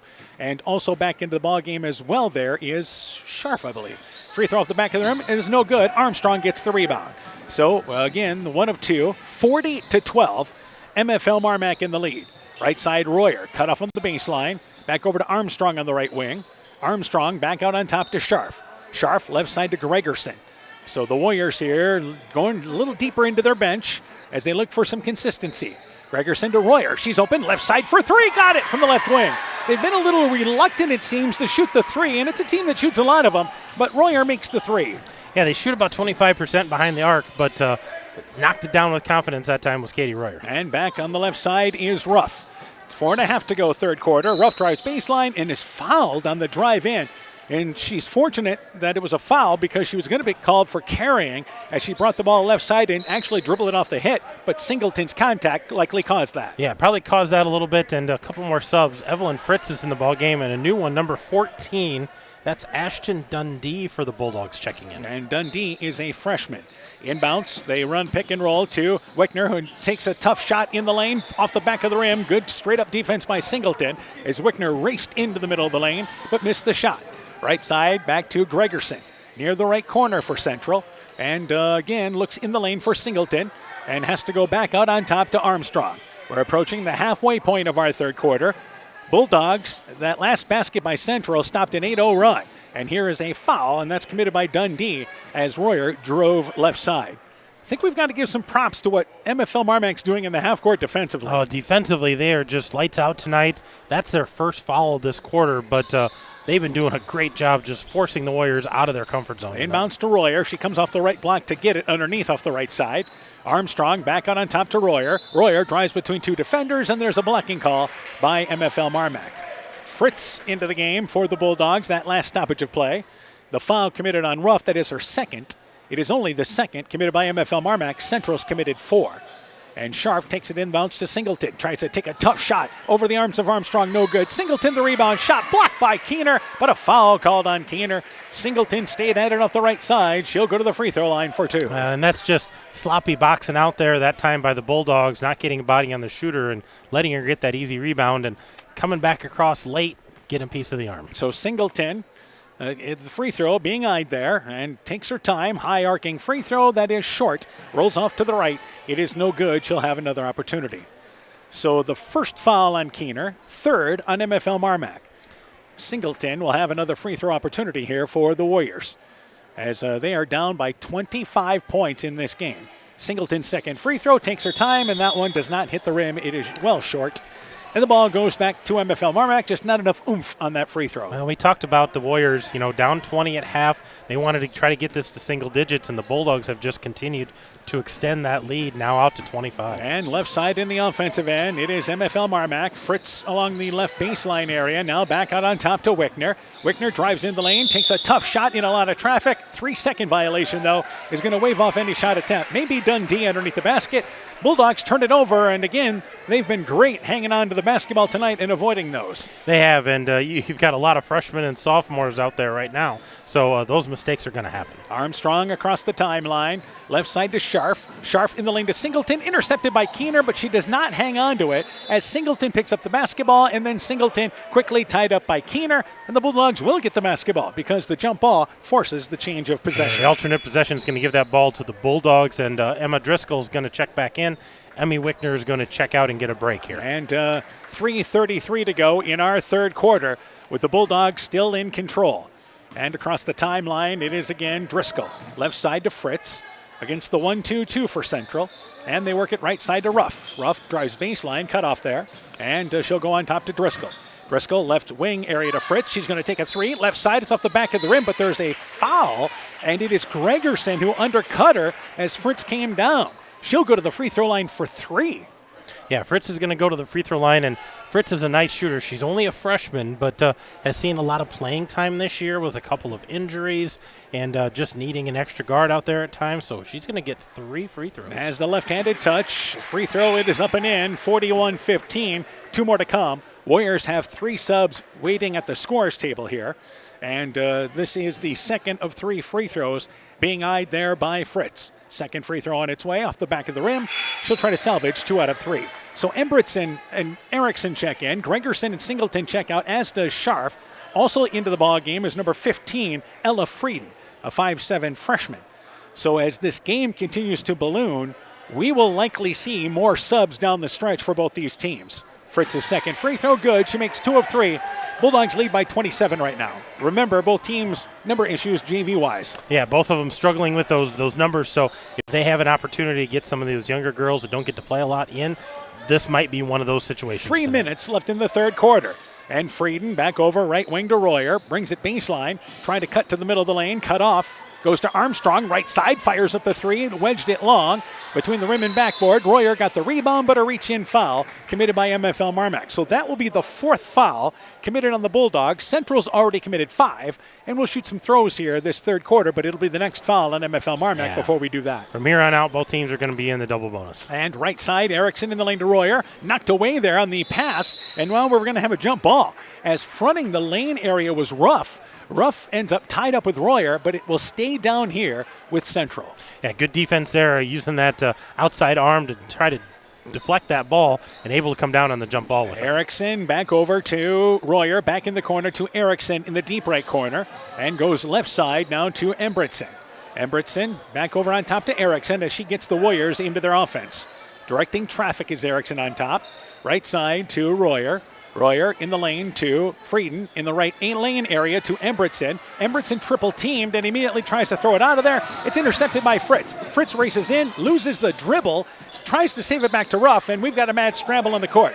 It's still loose, and it's finally picked up by Driscoll, and I think we're going to call it jump ball because we've already got 4 girls on the court, and it looked like the ball was going to squirt away, and we might have had 3 more coming into it. Well, it was almost like a rugby scrum down there. They had a lot of bodies and not a lot of people touching the ball. And I don't know if anybody ever had possession of it. Keener drives in, uses the right hand from the left side. Nice drive along the baseline. 44-15. Bulldogs lead by 29 with 2 minutes left here in the third. Good recognition by Cora Keener there and just taking advantage of the lane. The left side, Royer in the offensive end. In the corner to Frieden.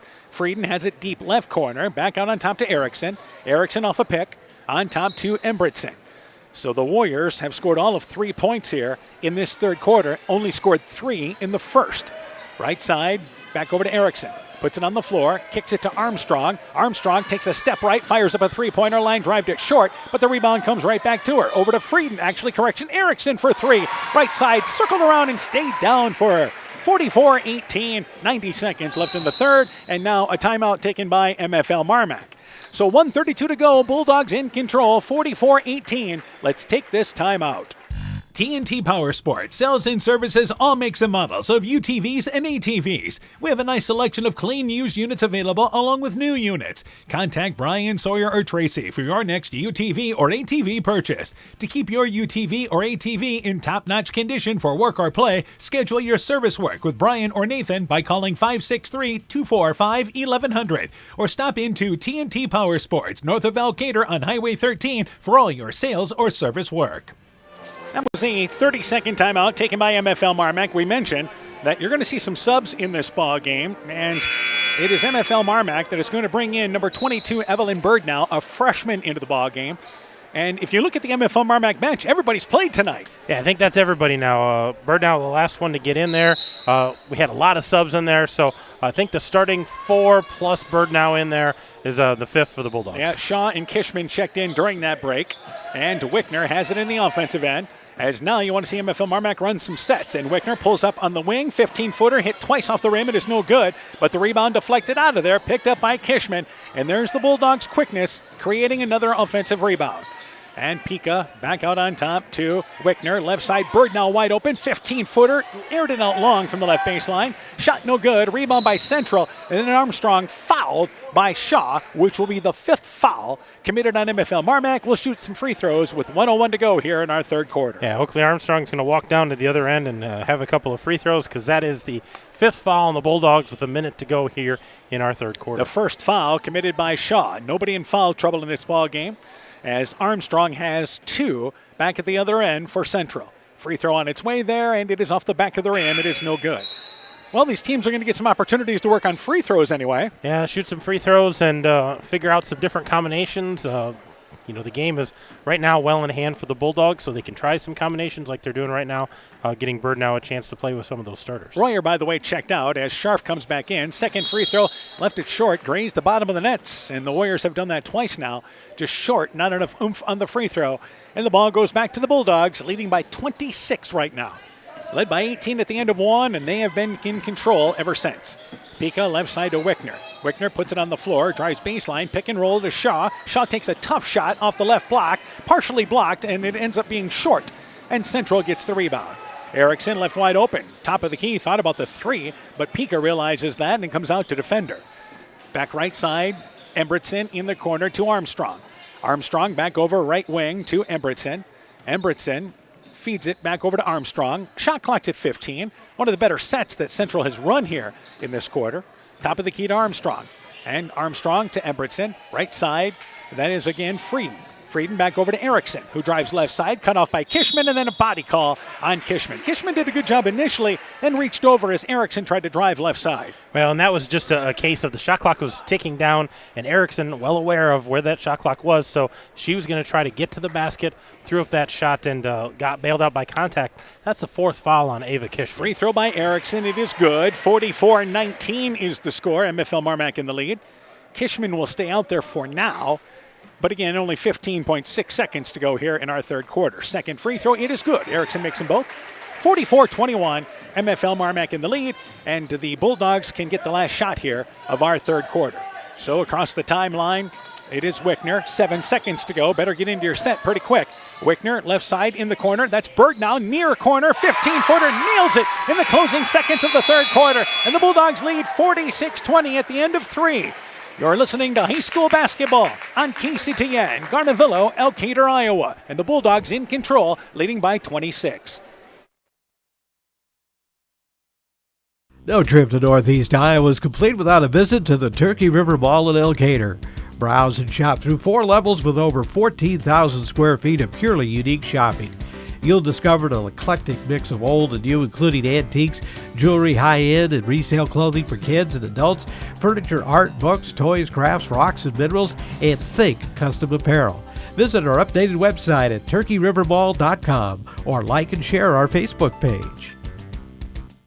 Bulldog Warrior Basketball is brought to you in part by Culligan Water Conditioning in Elkader, Fisk Farm and Home in Monona, Cresco, and Decorah, Burns and James Insurance, your Grinnell Mutual agent in Monona, Farmers Savings Bank of Colesburg, Elkport, Garber, Strawberry Point, and Arlington, member FDIC, Dean Family Chiropractic in Claremont, Meyer Collision and Service Center in Guttenberg and Elkader, and by Rivals Inc., custom gear, screen printing, embroidery, and online shopping at rivalsinc.com. Welcome back here to Central. It is 46-20 as MFL MarMac outscoring Central 14-8 in that third quarter, led by 20 at the half. They've extended things. We start the fourth quarter. Central's basketball. Erickson saves it from going out of bounds. She dribbled it off the foot and right in front of Coach Wiley, flipped it back, but into the hands of MFL MarMac. Wickner, Driscoll, Kishman, Pika, Shaw out there. Starting 5 out there for MFL MarMac as we start the fourth quarter. Embretson, along with Erickson, Armstrong, Frieden, and Singleton start the fourth quarter for Central. And right side in the offensive end, Pika. Pika against the 1-2-2. Right block area to Kishman. Double team, kicks it right side. Pika open, right wing for 3. Aired it out, front of the basket. Singleton saves it out of bounds, but back into the hands of Pika, who drives in, but misses the swooping shot. Kishman crashes in, gets the offensive rebound. Put back, it is no good, too far underneath the basket, but fouled over top. She'll go to the free throw line for 2. Second chance opportunities for the Bulldogs, just to add another thing to what they've been doing well tonight. Now they're crashing the boards, getting those second chances. Some more scores to pass along. North Fayette Valley Girls now extending it against South Wind, 41-22 at the end of 3, a much better third quarter. Free throw by Kishman, it is good.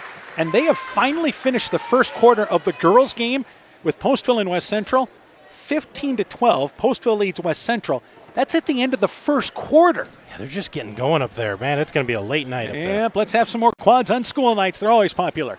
Second free throw being eyed there by Kishman. It is good. Makes them both. 48-20. Bulldogs leaving no doubt here in the fourth quarter. Yeah, things in hand, and I don't expect these starters to be out there much longer. They're going to get a chance for some of those younger girls to play. Embertson, right wing, baseline to Singleton. A minute into our final quarter. Only thing left to decide the final score, but you want to see these kids continue, in particular for Central, run your offense, continue to try to get some good looks here. And they've done a better job since the early start of this ball game, hanging on to the basketball. Erickson drives baseline, wraparound pass, knocked away by Kishman as she drove right side, and now has it in the air of the right corner. Erickson off a pick, fires up a three right side, got it from the right wing. 48-23, and the Warriors again got into their offense and did a nice job. Yeah, they did. They moved the ball, had some looks, and finally knocked down a three there and get some points on the board. Yeah, by the way, the Bulldogs will be making a hockey line change. It's going to be 5 in and 5 out instead of 3 in and 3 out. On top, the pass deflected by Embertson. Embertson with the steal, drives in the layup, no good, but fouled by Driscoll as she got back defensively. Embertson now playing the top of the 1-2-2 and forced the turnover. Yeah, good to see the Warriors continuing to play aggressive on defense. A nice tip there by Embertson. Not able to get that layup to fall, but took it strong to the hoop. And this will be Embertson to the free throw line for 2. Second foul on Driscoll. Each team has 1. Free throw there off the front of the rim, rolls through though, and it is good, slid through. Singleton checks out. Lila Burns, a 5'7" freshman, checks in. Meanwhile, Pika, along with Wickner, Shaw, Driscoll, and Kishman all check out.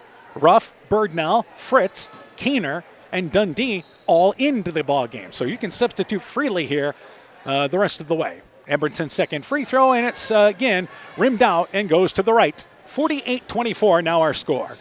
So the Bulldogs back in the offensive end with Ruff. We approach the 6-minute mark. A chance for MFL MarMac to work on their half-court offense. Yeah, absolutely. These young girls who don't get a lot of chance to play, they can run their offense a little bit. Bird now, tough pass to get to in the lane. Fritz tried to bounce it to her on the left block, and the ball knocked away, but we've got a tie-up on the floor, and it will stay down here with MFL MarMac.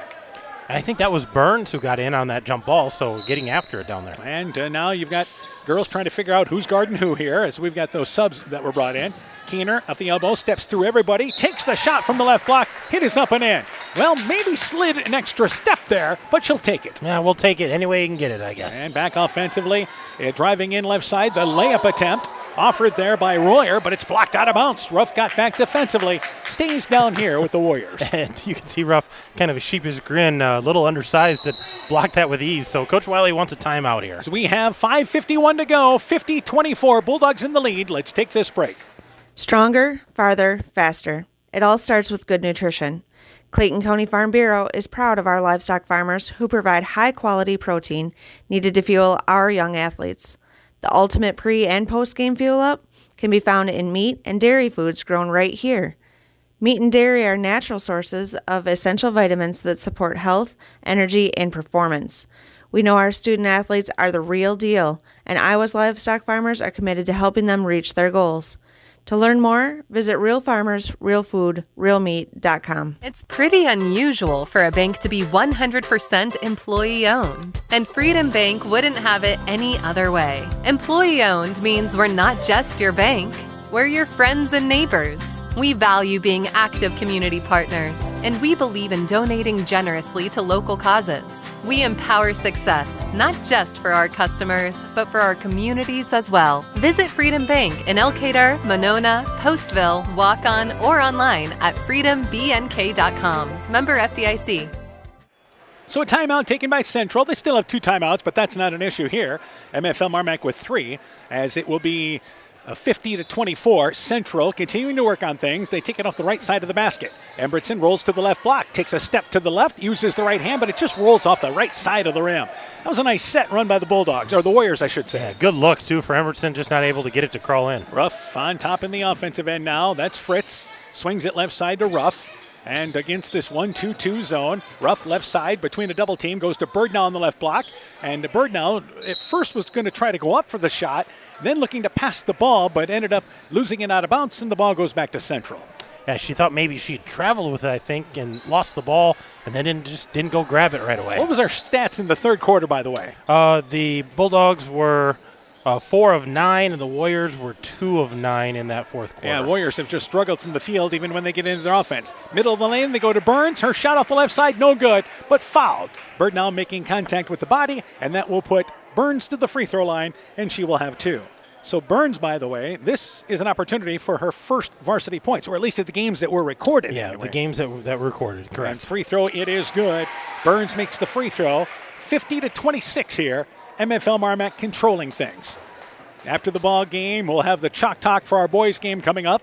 We'll hear from the coaches from MFL MarMac and Central. Burns' second free throw at the back of the rim. It is no good. And the rebound pulled down by Keener off the left side. 5-minute mark of our fourth quarter. And Fritz, right side to Keener. At the elbow, baseline area, goes to Dundee in the lane. Tough shot in a lot of traffic. Good straight-up defense by Central. Left it short. And the rebound pulled down there by Royer. Back into the offensive end, the Warriors. Erickson on top. Left side to Frieden. Frieden just off the top of the key left side. Back to Erickson. Erickson cut off by Fritz. A lot of traffic, but able to save it back to Embretson. Bulldogs have certainly worked hard in the half court for 3.5 quarters. And here Scharf drives between two defenders, but a reach-in foul as she drove in. Foul on the floor, and the Warriors will take it off the left side of the basket. We praised the defense on the Bulldogs in that first half, and now we've got, some of those other girls in there maybe don't get as much time. The defense really hasn't fallen off at all. They continue to push hard and get after it on the defensive end. All right, end. Bird now checks out as Shaw comes back into the ball game. Keener will check out. Wickner came back into the ball game. The third foul on Fritz, by the way. Also for Central, Armstrong comes back in, and they have also brought in number 14 in Raylyn Koner, a 5'2 freshman. Embretson just off the left side of the lane. Shot no good. Dundee gets the rebound off the right. That hit off the back of the rim. 4.5 left here. Bulldogs doubling up the Warriors right now at 50-25. Wickner back over left side to Fritz. Fritz on top to Wickner. Wickner, and a good ball movement here on the right sideline area. Too rough, but the Warriors continue to move defensively. Left side to Fritz. Back out on top. Wickner at the elbow. Left side, Fritz open. Left side fires up the three. Got it. Well, they moved the ball around the perimeter, but they got a great look from the left wing. They did. That penetration kick out from Wickner, an assist. Evelyn Fritz knocks down the three. And right side, the ball knocked away from Koner. Sliding on the floor to get the basketball is rough, but she went sliding exactly that. And it ends up being a travel. Great hustle there by Ruff, diving for that ball. Yeah, that was just a great hustle play, tipping the ball, trying to just save a possession, and couldn't wrangle it in before she walked. Scharf takes it out of bounds near side, goes on top to Armstrong, who has to tip it away from Scharf. Loose ball in the court, and Armstrong quickly tied up there in the lane by Dundee. And a jump ball will keep it down here with Central. Like I said, the defense has not backed off at all. They're continuing to be aggressive for the Bulldogs, something that's going to work well for them as the season continues. And it will be Scharf getting it inbounds in the corner to Koner. Back left side to Scharf. Scharf feeds it back to Armstrong. Armstrong right side to Burns. Burns reverses it back out on top to Embretson. 3.5 left in the fourth. Embretson cut off of the baseline to Armstrong. And the Warriors again deep into the shot clock as Scharf goes left side to Koner. In the corner to Burns. Shot clock is at 7. In the lane, Scharf triple team, turns, takes a contested shot, blocked by the Bulldogs. Don't know who got the block. There was 2 of them there. And the rebound picked up by Wickner. May have been 3 of them there. A lot of hands on that ball, I think. Left side, Fritz in the offensive end. Back out on top to Wickner. More subs coming to the scorer's table. Dundee off the right block. Backs her way down, takes a contested shot, but fouled on the shot off the right side. Good defense by Central initially, but committed the reach in. They say the foul is actually on the floor. It's just the second whistle against Central. Yeah, that's going to keep the ball out of bounds. They're going to take it off on their right side, and a couple more subs back in here for the Bulldogs. Bird now, Pika check in. Shaw checks out, and it will be Ruff also checking out there for MFL MarMac. And now Central wants a timeout. 3:09 to go. 53-25. Only thing left to decide is the final score. You're listening to high school basketball on KCTN, Garnavillo, Elkader, Iowa. When I started out in the car business, my dad gave me some good advice. Hi, it's Forrest Brown with the Browns family of dealerships. What my dad told me is when you sell someone their first car, you need a good sales department. But if you expect to sell them their second, third, and fourth car, you better have a great service department. Visit any one of the Browns family of dealerships in Guttenberg, Elkader, West Branch, or Victory Ford in Dyersville and find out why Browns is your hometown dealer, no matter where your hometown may be. This is Chris Holbert, General Manager of Hall Robertson Incorporated in Postville. We would like to wish the area student athletes both a safe and successful sports season. We have been a community-based company since 1864, servicing and supporting the area ag industry with products necessary for daily success. We look forward to continuing to serve and support both the ag industry and high school athletes in our surrounding communities. Thank you and good luck from the families at Hall Roberts Son. 3:09 to go here in our fourth quarter. Bulldogs in control. They try to throw an inbounds play in the middle of the lane, but the pass is overshot, but tracked down by Bird now near center court. Wickner drives in, kicks it left side to Pika. She's overshot and tried to save it from the corner near us, just below, but could not get to it. And the turnover gives it to Central. Another score to pass along. Keyhigh leads Clayton Ridge now 46-19 in the third. So North Fayette Valley and South Wind was tight at the half. Keyhigh and Clayton Ridge was a 5-point game at the half. Needless to say, the teams you expected to kind of roll away with those ball games now finally doing just that. They settled in, made the adjustments at halftime, and poured it on in the third. And right side, Standard open, right wing for three, aired it out well long. It is no good. We've got another jump ball off the left side as Frieden tied up off the left side of the basket by Driscoll, and the ball goes back there to MFL MarMac. 2:47 and counting in our fourth quarter. MFL MarMac led by 20 at the half. And it has been no less than that the entire second half. Yeah, they've just kind of cruised here in the second half. Driscoll, left side to Pika. Pika cut off on the left baseline.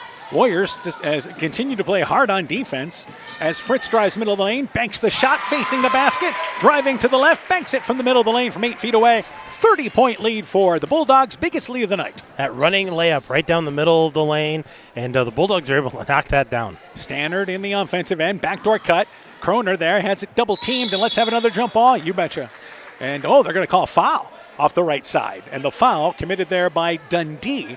That is the fourth whistle on MFL MarMac. Yeah, so we're going to have some free throws here as this thing winds down for the last 2:13. And again, substitutions just continue freely here as checking out is Pika, and also checking out as well is going to be Driscoll. Back into the ball game for MFL MarMac is Ruff along with Keener. Inbounds, it is Gregerson trying to get it on top, and she does get it inbounds to Standard in front of the Central bench. We approach the 2-minute mark in our fourth quarter. And right side, losing the basketball on the drive is Kroner, goes out of bounds. Birdnell had the hands up and stayed away defensively. Turnover by the Warriors. Yeah, just a turnover driving to the basket, and Kroner kind of loses her footing there as the ball trickles out of bounds. Let's see if we can get some of these kids into the scoring column, like Kroner, Frieden, as well as Standard. Standard, yeah, you'd like to see these kids. Burns as well, and in the offensive end, Keener. Back over to Ruff.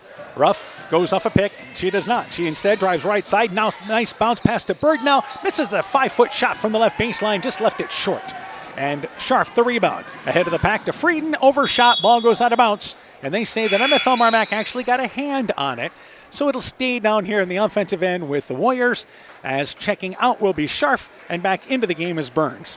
I think that went off of Cora Keener. She touched it last there. So Warriors are going to take this off on the right side of their own hoop.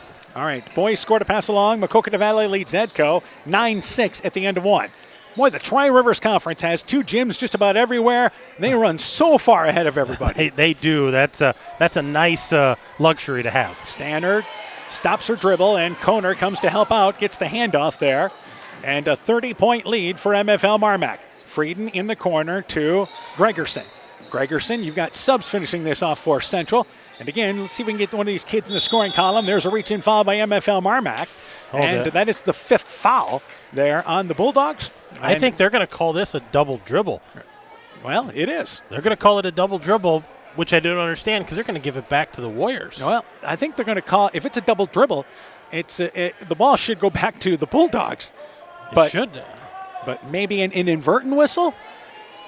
Yeah, I'm not sure what's going on here, but they're gonna talk this over. The Warriors are taking the ball out of bounds, and the Bulldogs are lining up defensively. And at this point, it's a 30-point game. Let's just play on. Left side, Gregerson takes it out of bounds. Underneath the basket there, off left side, inbounds to Koner. Kroner traveled with the basketball. Move the feet. We've got a horn that sounds like... That was the shot clock violation. I think that's what they were wondering is, did we get to zero? Was there not? And either way, it's going to go down as a turnover, give the ball back to the Bulldogs. That's the first time we've heard the shot clock here at Central, and at first I thought it was a fire alarm. No, just a shot clock. Very distinctive, different horn. A minute to go in the fourth quarter. Ruff, nice crossover dribble, swoops in from the right side, but too strong with the layup. Rebound battered around, deflected around. Dundee's put back short. It was altered by Central. Burns gets the rebound for the Warriors. Standard brings it across the timeline. Central, it doesn't get any easier at Key High Friday night. And they try to go right side to Gregerson and a foul committed by Ruff. For MFL MarMac, they are going to go to 4-1 in the conference. They go into the break at Postville, come out of the break with West Central. Yeah, they've got a couple of games, teams that are struggling a little bit to find those wins. So we look for MFL MarMac to finish this first half strong and come out of the break with another winnable ball game. Gregerson's free throw, it is good. She's into the scoring column in this ball game tonight.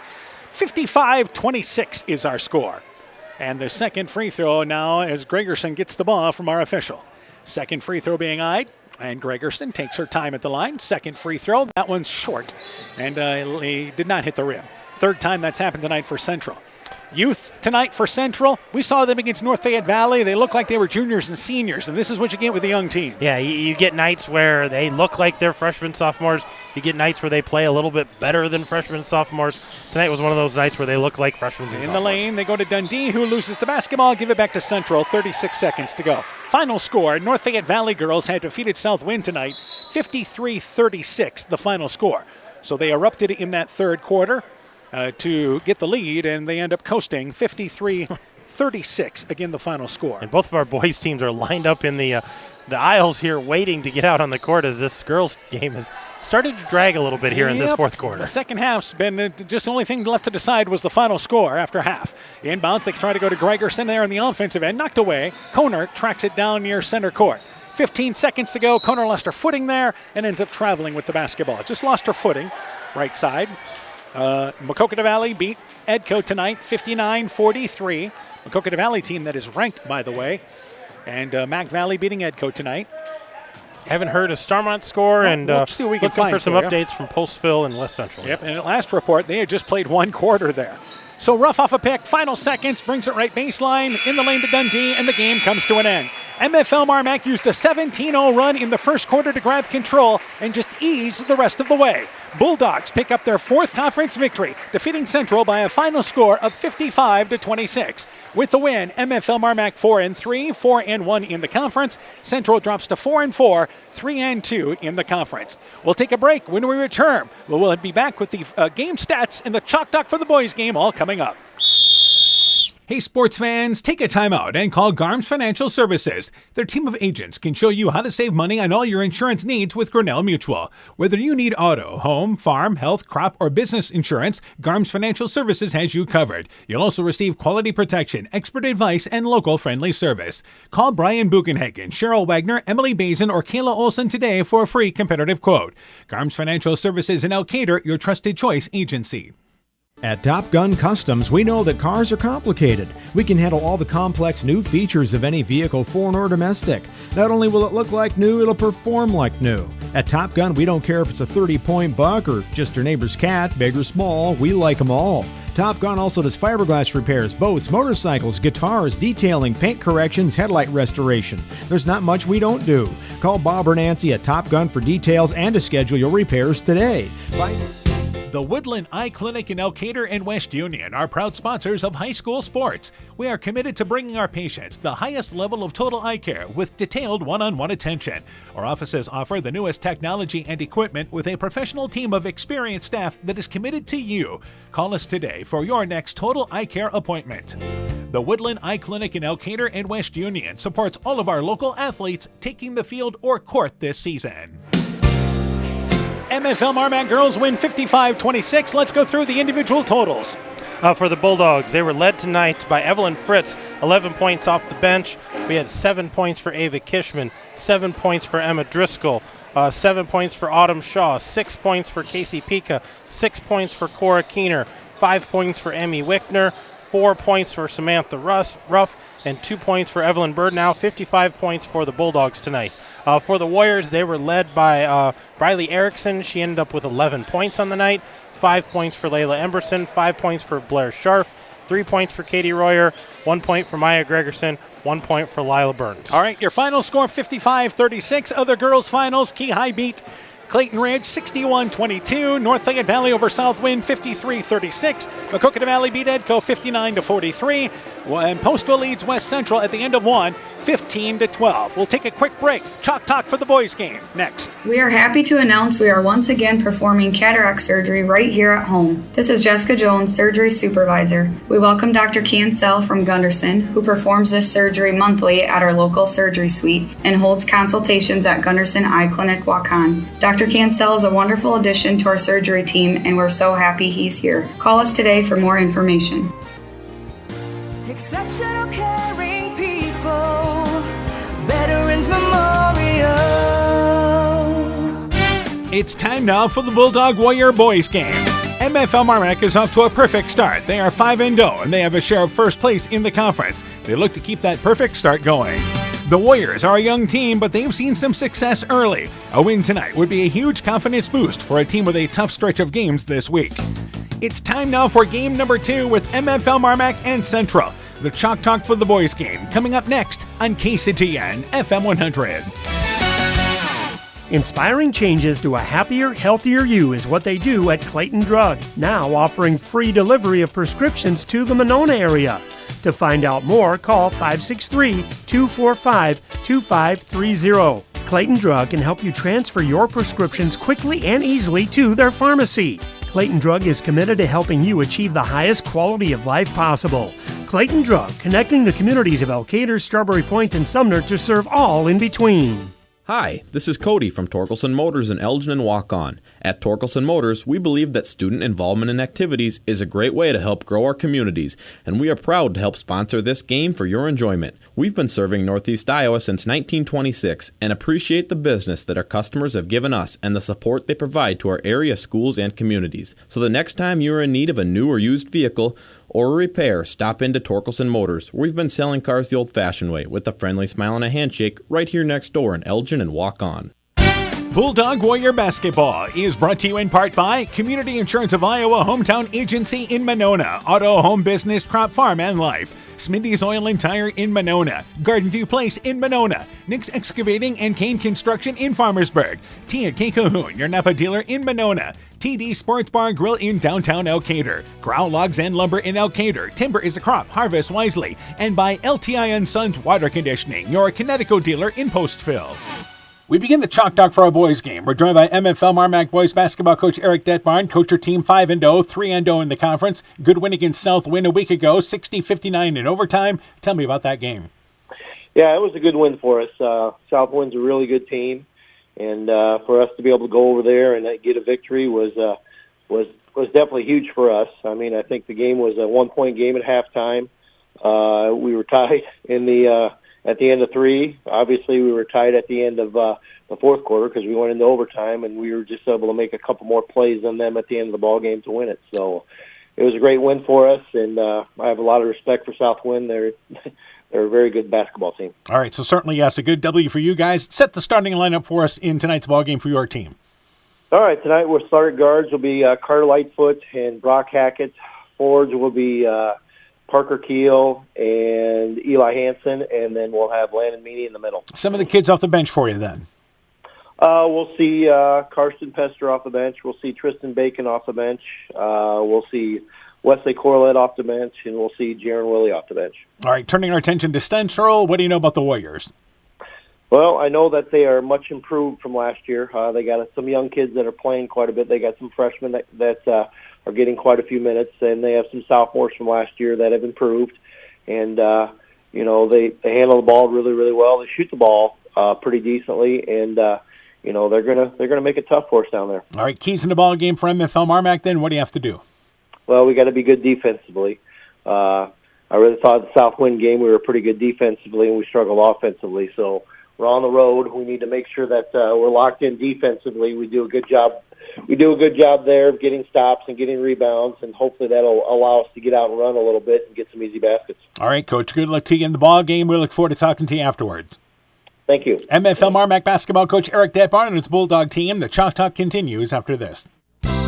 Being good at life means getting your finances together so you can focus on the moments that matter most. With over 175 years of expertise, New York Life Insurance Company provides you with benefits you can enjoy while you're, living. So give your local agents, Andrew Reimer or Troy Springer in both Guttenberg and Monona, a call. You can reach Andy or Troy at 563-252-2471. That's 563-252-2471. They can help you and your family be good at life. At Alameda Clayton Electric, we provide more than just electricity. Help you or your loved one gain a sense of independence with our first call emergency response system.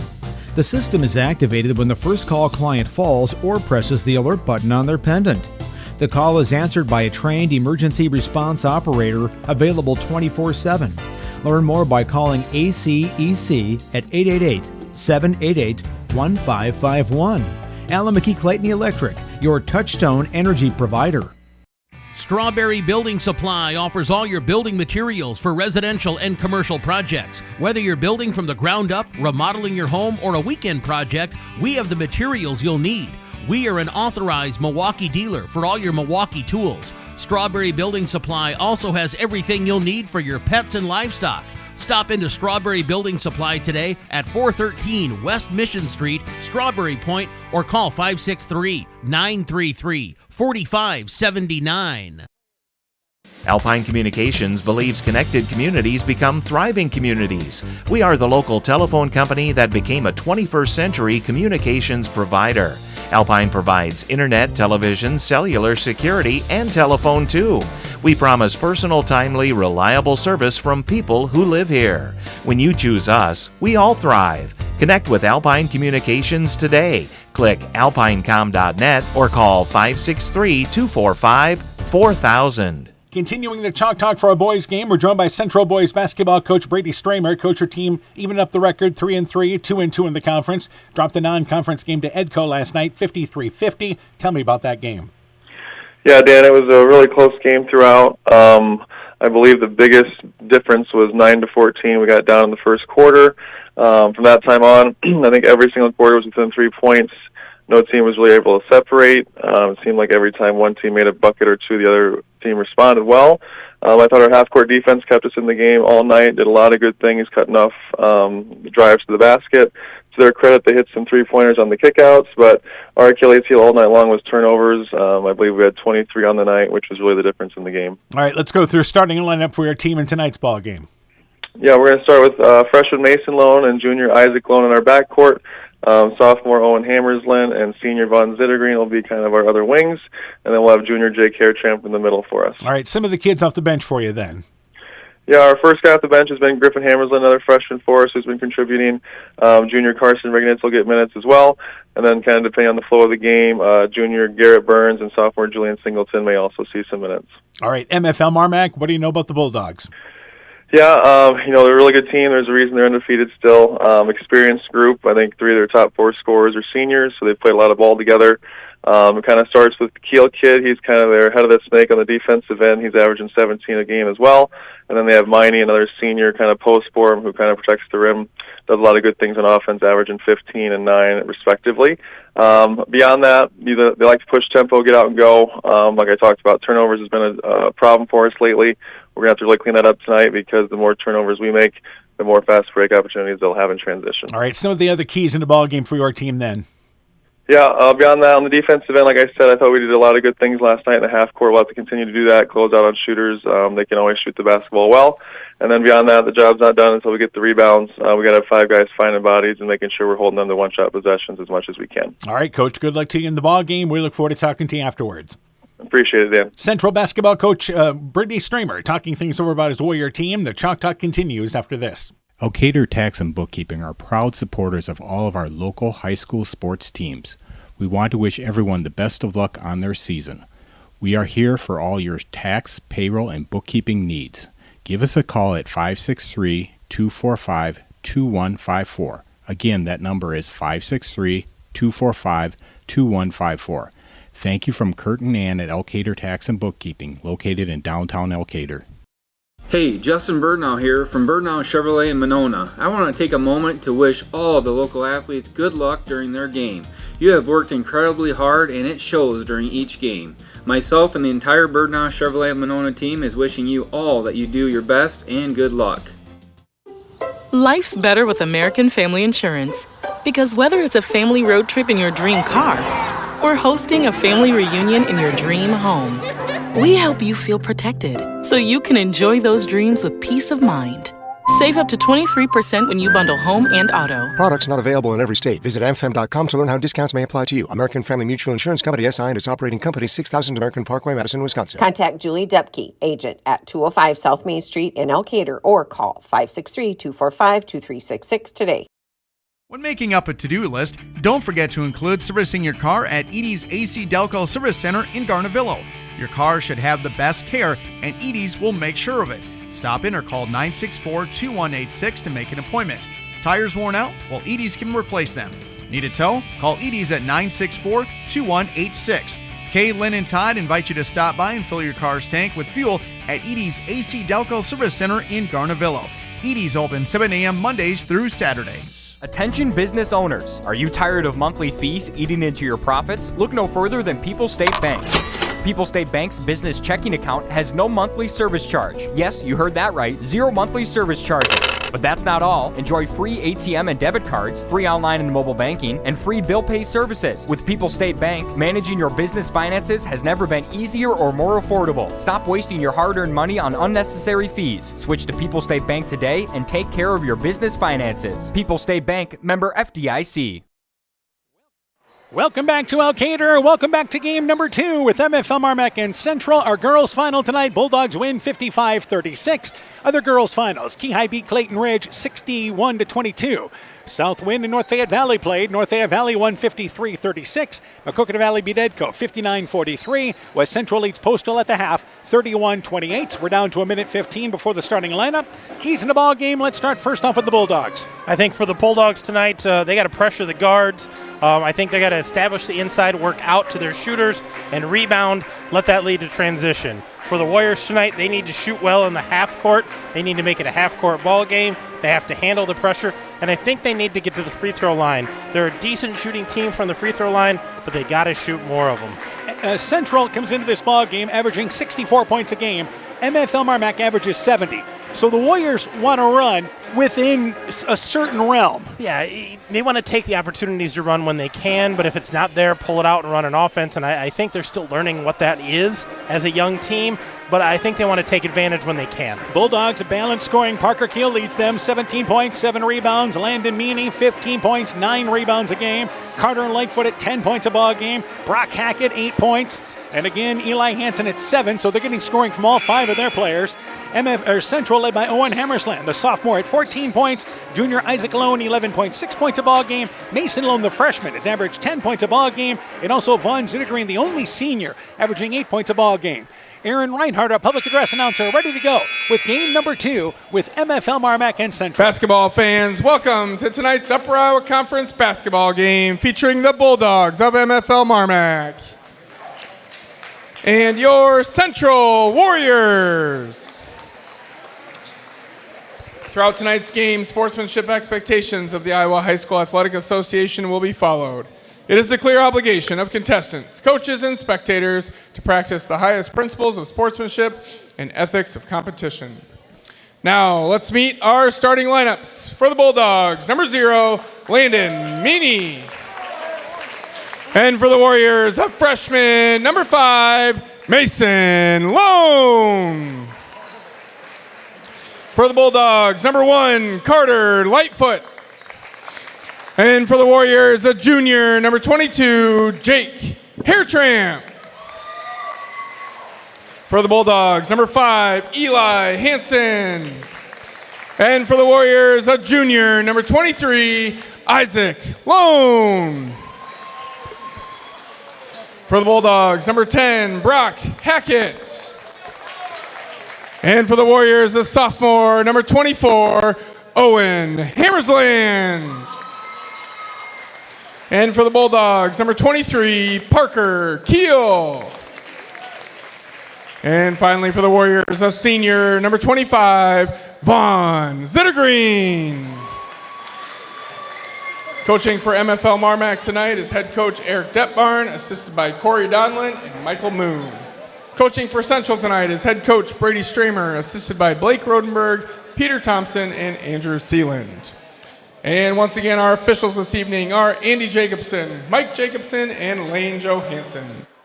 All right, welcome back here for game number 2 with MFL MarMac and Central. We heard from the coaches. Central turned it over 23 times against Edco last night. That happens tonight. They'll run out of the gym. Yeah, they're gonna be in trouble tonight if they do that again. But hopefully they've learned, they've grown. It's a young team. That's what they need to do. With an absolutely bright future that's having a solid year. Meany to jump it up for MFL MarMac. Her trump for the Warriors. Tip won by Meany. And into the offensive end comes MFL MarMac. Keel, prick and roll down to Meany. Rolls to the basket. Lays it up from the right side. Warriors come up man-to-man. And a good job by the Bulldogs there as they quickly attack down low.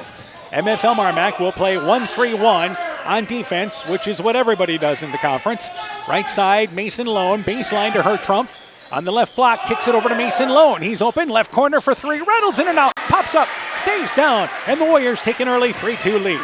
Lightfoot back in the offensive end, races ahead to Meany on the left block. His shot, it is up, it is in. Foul, count the basket. And it didn't take long for them to run down the court. They lead 4-3. Boy, the Bulldogs want to get out and run. Carter Lightfoot got that outlet pass, raced up the court, found Meany streaking to the basket. Nice finish there, and he gets the foul. That's the first foul against Hertrup. Free throw by Meany. It is off the front of the rim, but slides through. Gets the roll, 5-3, Bulldogs in the lead. Extended 1-3-1 with Keel leaking into the backcourt, but then they fall into that half-court 1-3-1. Right side, Hammersland back out on top. That's Isaac Lone at the elbow. Left side to Mason Lone underneath the Hertrump. Covered on the left block, needs some help, gets it out of the lane, and to Mason Lone on the left corner. Back out on top. It is Isaac Lone with it now. Top of the key to Owen Hammersland. Swings it right corner. Mason Lone, deep right corner for 3. Got it. Back-to-back threes to start the game for the youngster. 6-5. Warriors in the lead. A lot of confidence out of that freshman. And Lightfoot loses the ball in the offensive end. It's picked up by Central. MFL MarMac turns it over.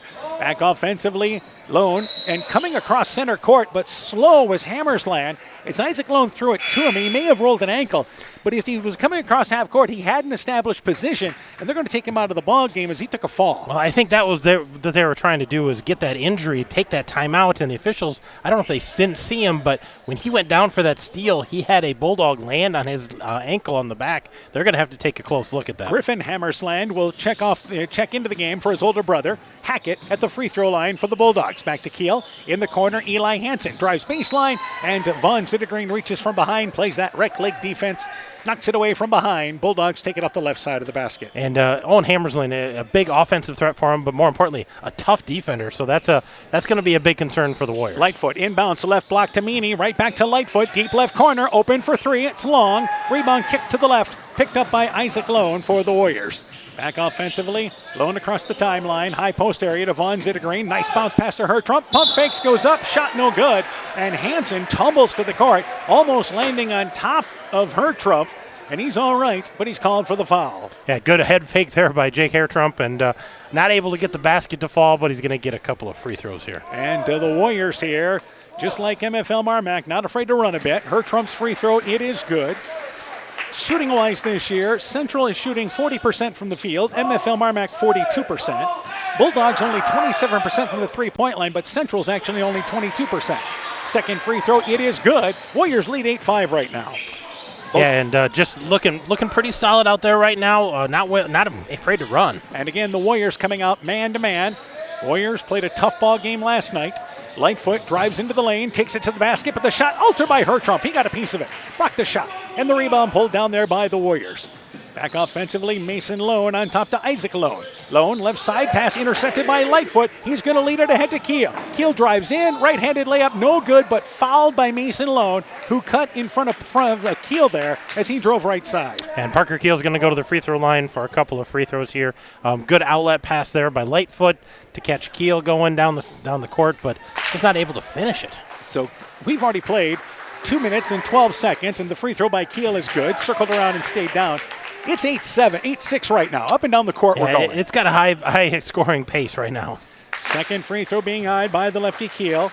Leads the Bulldogs in scoring. Second free throw did the same thing. Circled around and stayed down. By the way, he's now 12 of 13 from the free throw line this season. Yeah, pretty talented at the free throw line. And has great form. Mason Lone has the ball knocked away. Lone has it knocked away, and it's picked up by Keel, who drives in right side, scores the layup. Hansen should get credited with that steal. Yeah, he does. He tipped that ball, and then on the steal just flipped it out to Keel. 9-8, Bulldogs retake the lead.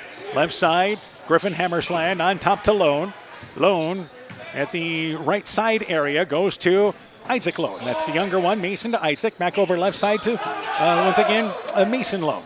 Lone in the lane, trying to go to Zittergreen. Gets it, kicks it in the corner. They work it around. Mason Lone back in the left corner. Griffin Hammersland open left corner for three. Got it! And the Warriors have hit some threes here. They lead 11-9. Yeah, shooting a great percentage right now. 3 of 3 behind the arc. Lightfoot drives in the lane, kicks it left side. Hackett open left side for three. That shot long, bounces up, and gets the kind bounce through. 12-11, Hackett with the basket. That bounced up about 5 feet and then went nothing but net. So 12-11, the early lead for MFL MarMac here as they bring it into the offensive end. Right side, Hertrump for three. Cupped out of there, no good.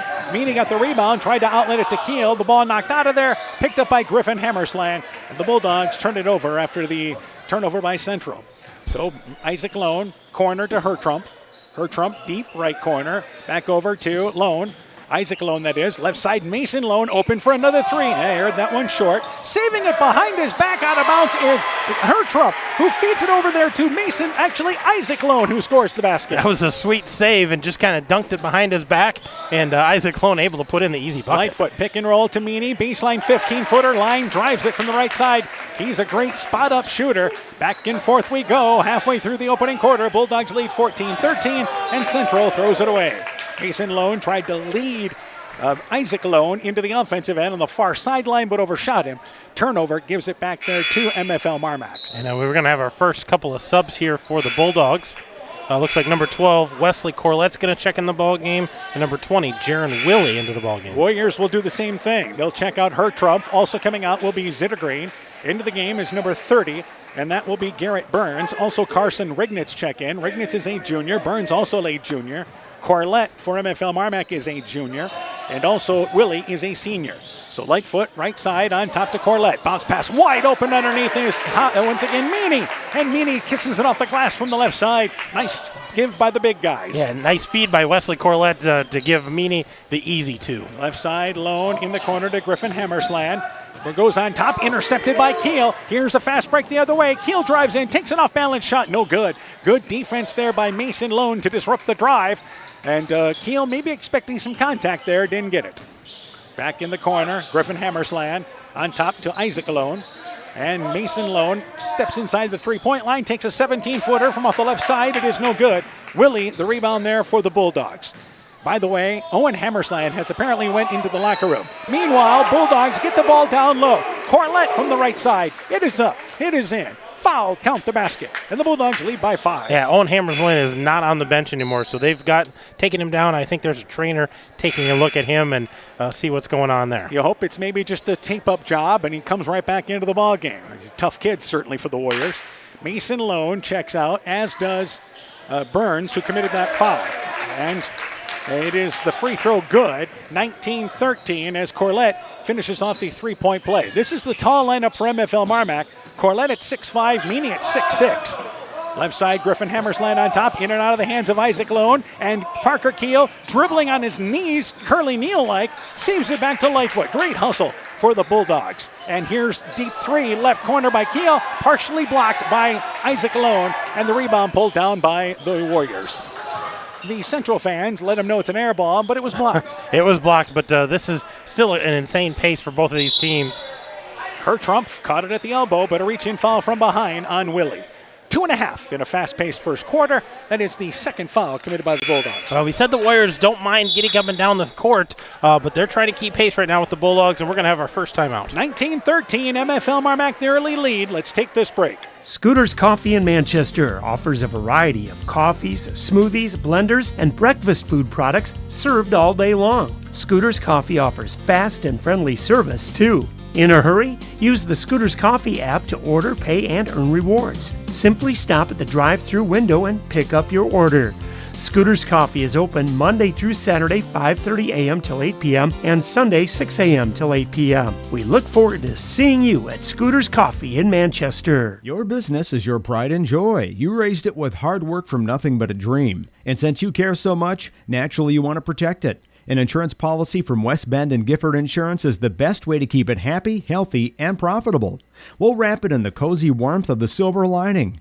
To find out more about a business insurance policy from West Bend, contact Michael Beck, agent with Gifford Insurance Agency in Elkader at 245-1360.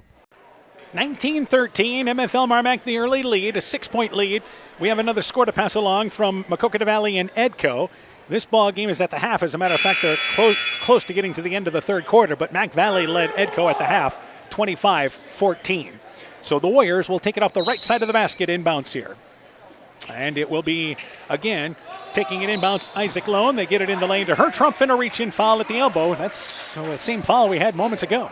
Well, and Eli Hansen was coming to try to get that tip ball, but instead of tipping under, he came over top, got a piece of the arm. It's going to be called by the official. Second foul committed by Hansen, who now plays the top of the 1-3-1. Zittergreen, left side at the elbow, knocked away by Hansen, but Zittergreen able to track it down near the volleyball line, and the Warriors maintain possession.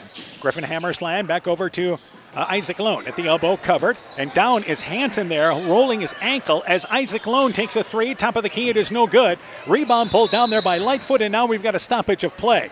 So Hansen went down on the court there, what appeared to be the left ankle, and will immediately get to the sideline for MFL MarMac. And it looks like Parker Keel's going to check right back in there. Hansen getting that shoe off. He's wincing in a lot of pain. And they had to wait for the play to finish there in Central's offensive end. And now Hansen, they're going to actually get him up and see if he can walk it off on the end of the sideline there. So Lightfoot back into the offensive end for the Bulldogs. Left absolutely wide open for three. Flat off the back of the rim. Corlett the rebound. Back to Lightfoot. Left wing for three. That shot short. Trump loses the rebound, picked up by Keel, and he scores the layup on the right side. Several opportunities for the Bulldogs. They lead by 8 now. And we've got a timeout here. We've got a foul after it. It looks like it's going to be on Keel. It's going to be a delay. Yeah. It's going to be a game delay, as Keel must have hit the ball after scoring the layup underneath. Yeah, he finished that layup, and the ball came through. He just kind of tapped it and pushed it out of bounds and knocked it away from where the offender wanted to take it out. So that's just a warning there on Keel. Let the ball go through. All right, another score to pass along there. Now at the end of the third quarter, Maquoketa Valley leads Edco 29-25. So the Vikings getting a little closer. Left side, Isaac Lone in the lane. Feeds it back to Singleton, who just came in. His shot blocked by Willie, but Willie slapped down on the arm. And Singleton to the free throw line for two.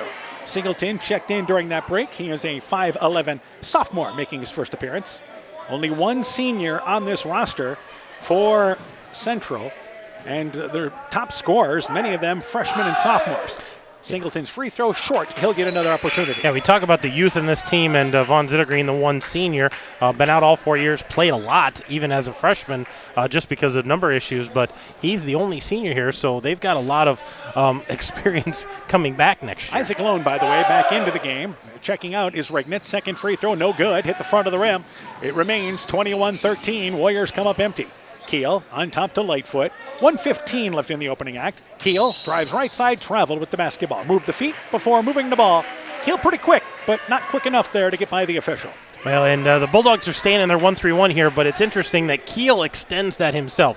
He goes about 3/4 court as the top of that 1-3-1, and he's really slowed down the Warriors getting into their half court. Singleton, right side baseline. Griffin Hammersland, 15-footer, no good. Keel skies and gets the rebound off the left side for the Bulldogs. Back offensively, slices down, shot blocked by Mason, Isaac Lone rather, but a foul on Isaac Lone as the Warriors did not stop the ball, and getting to the basket there was Keel.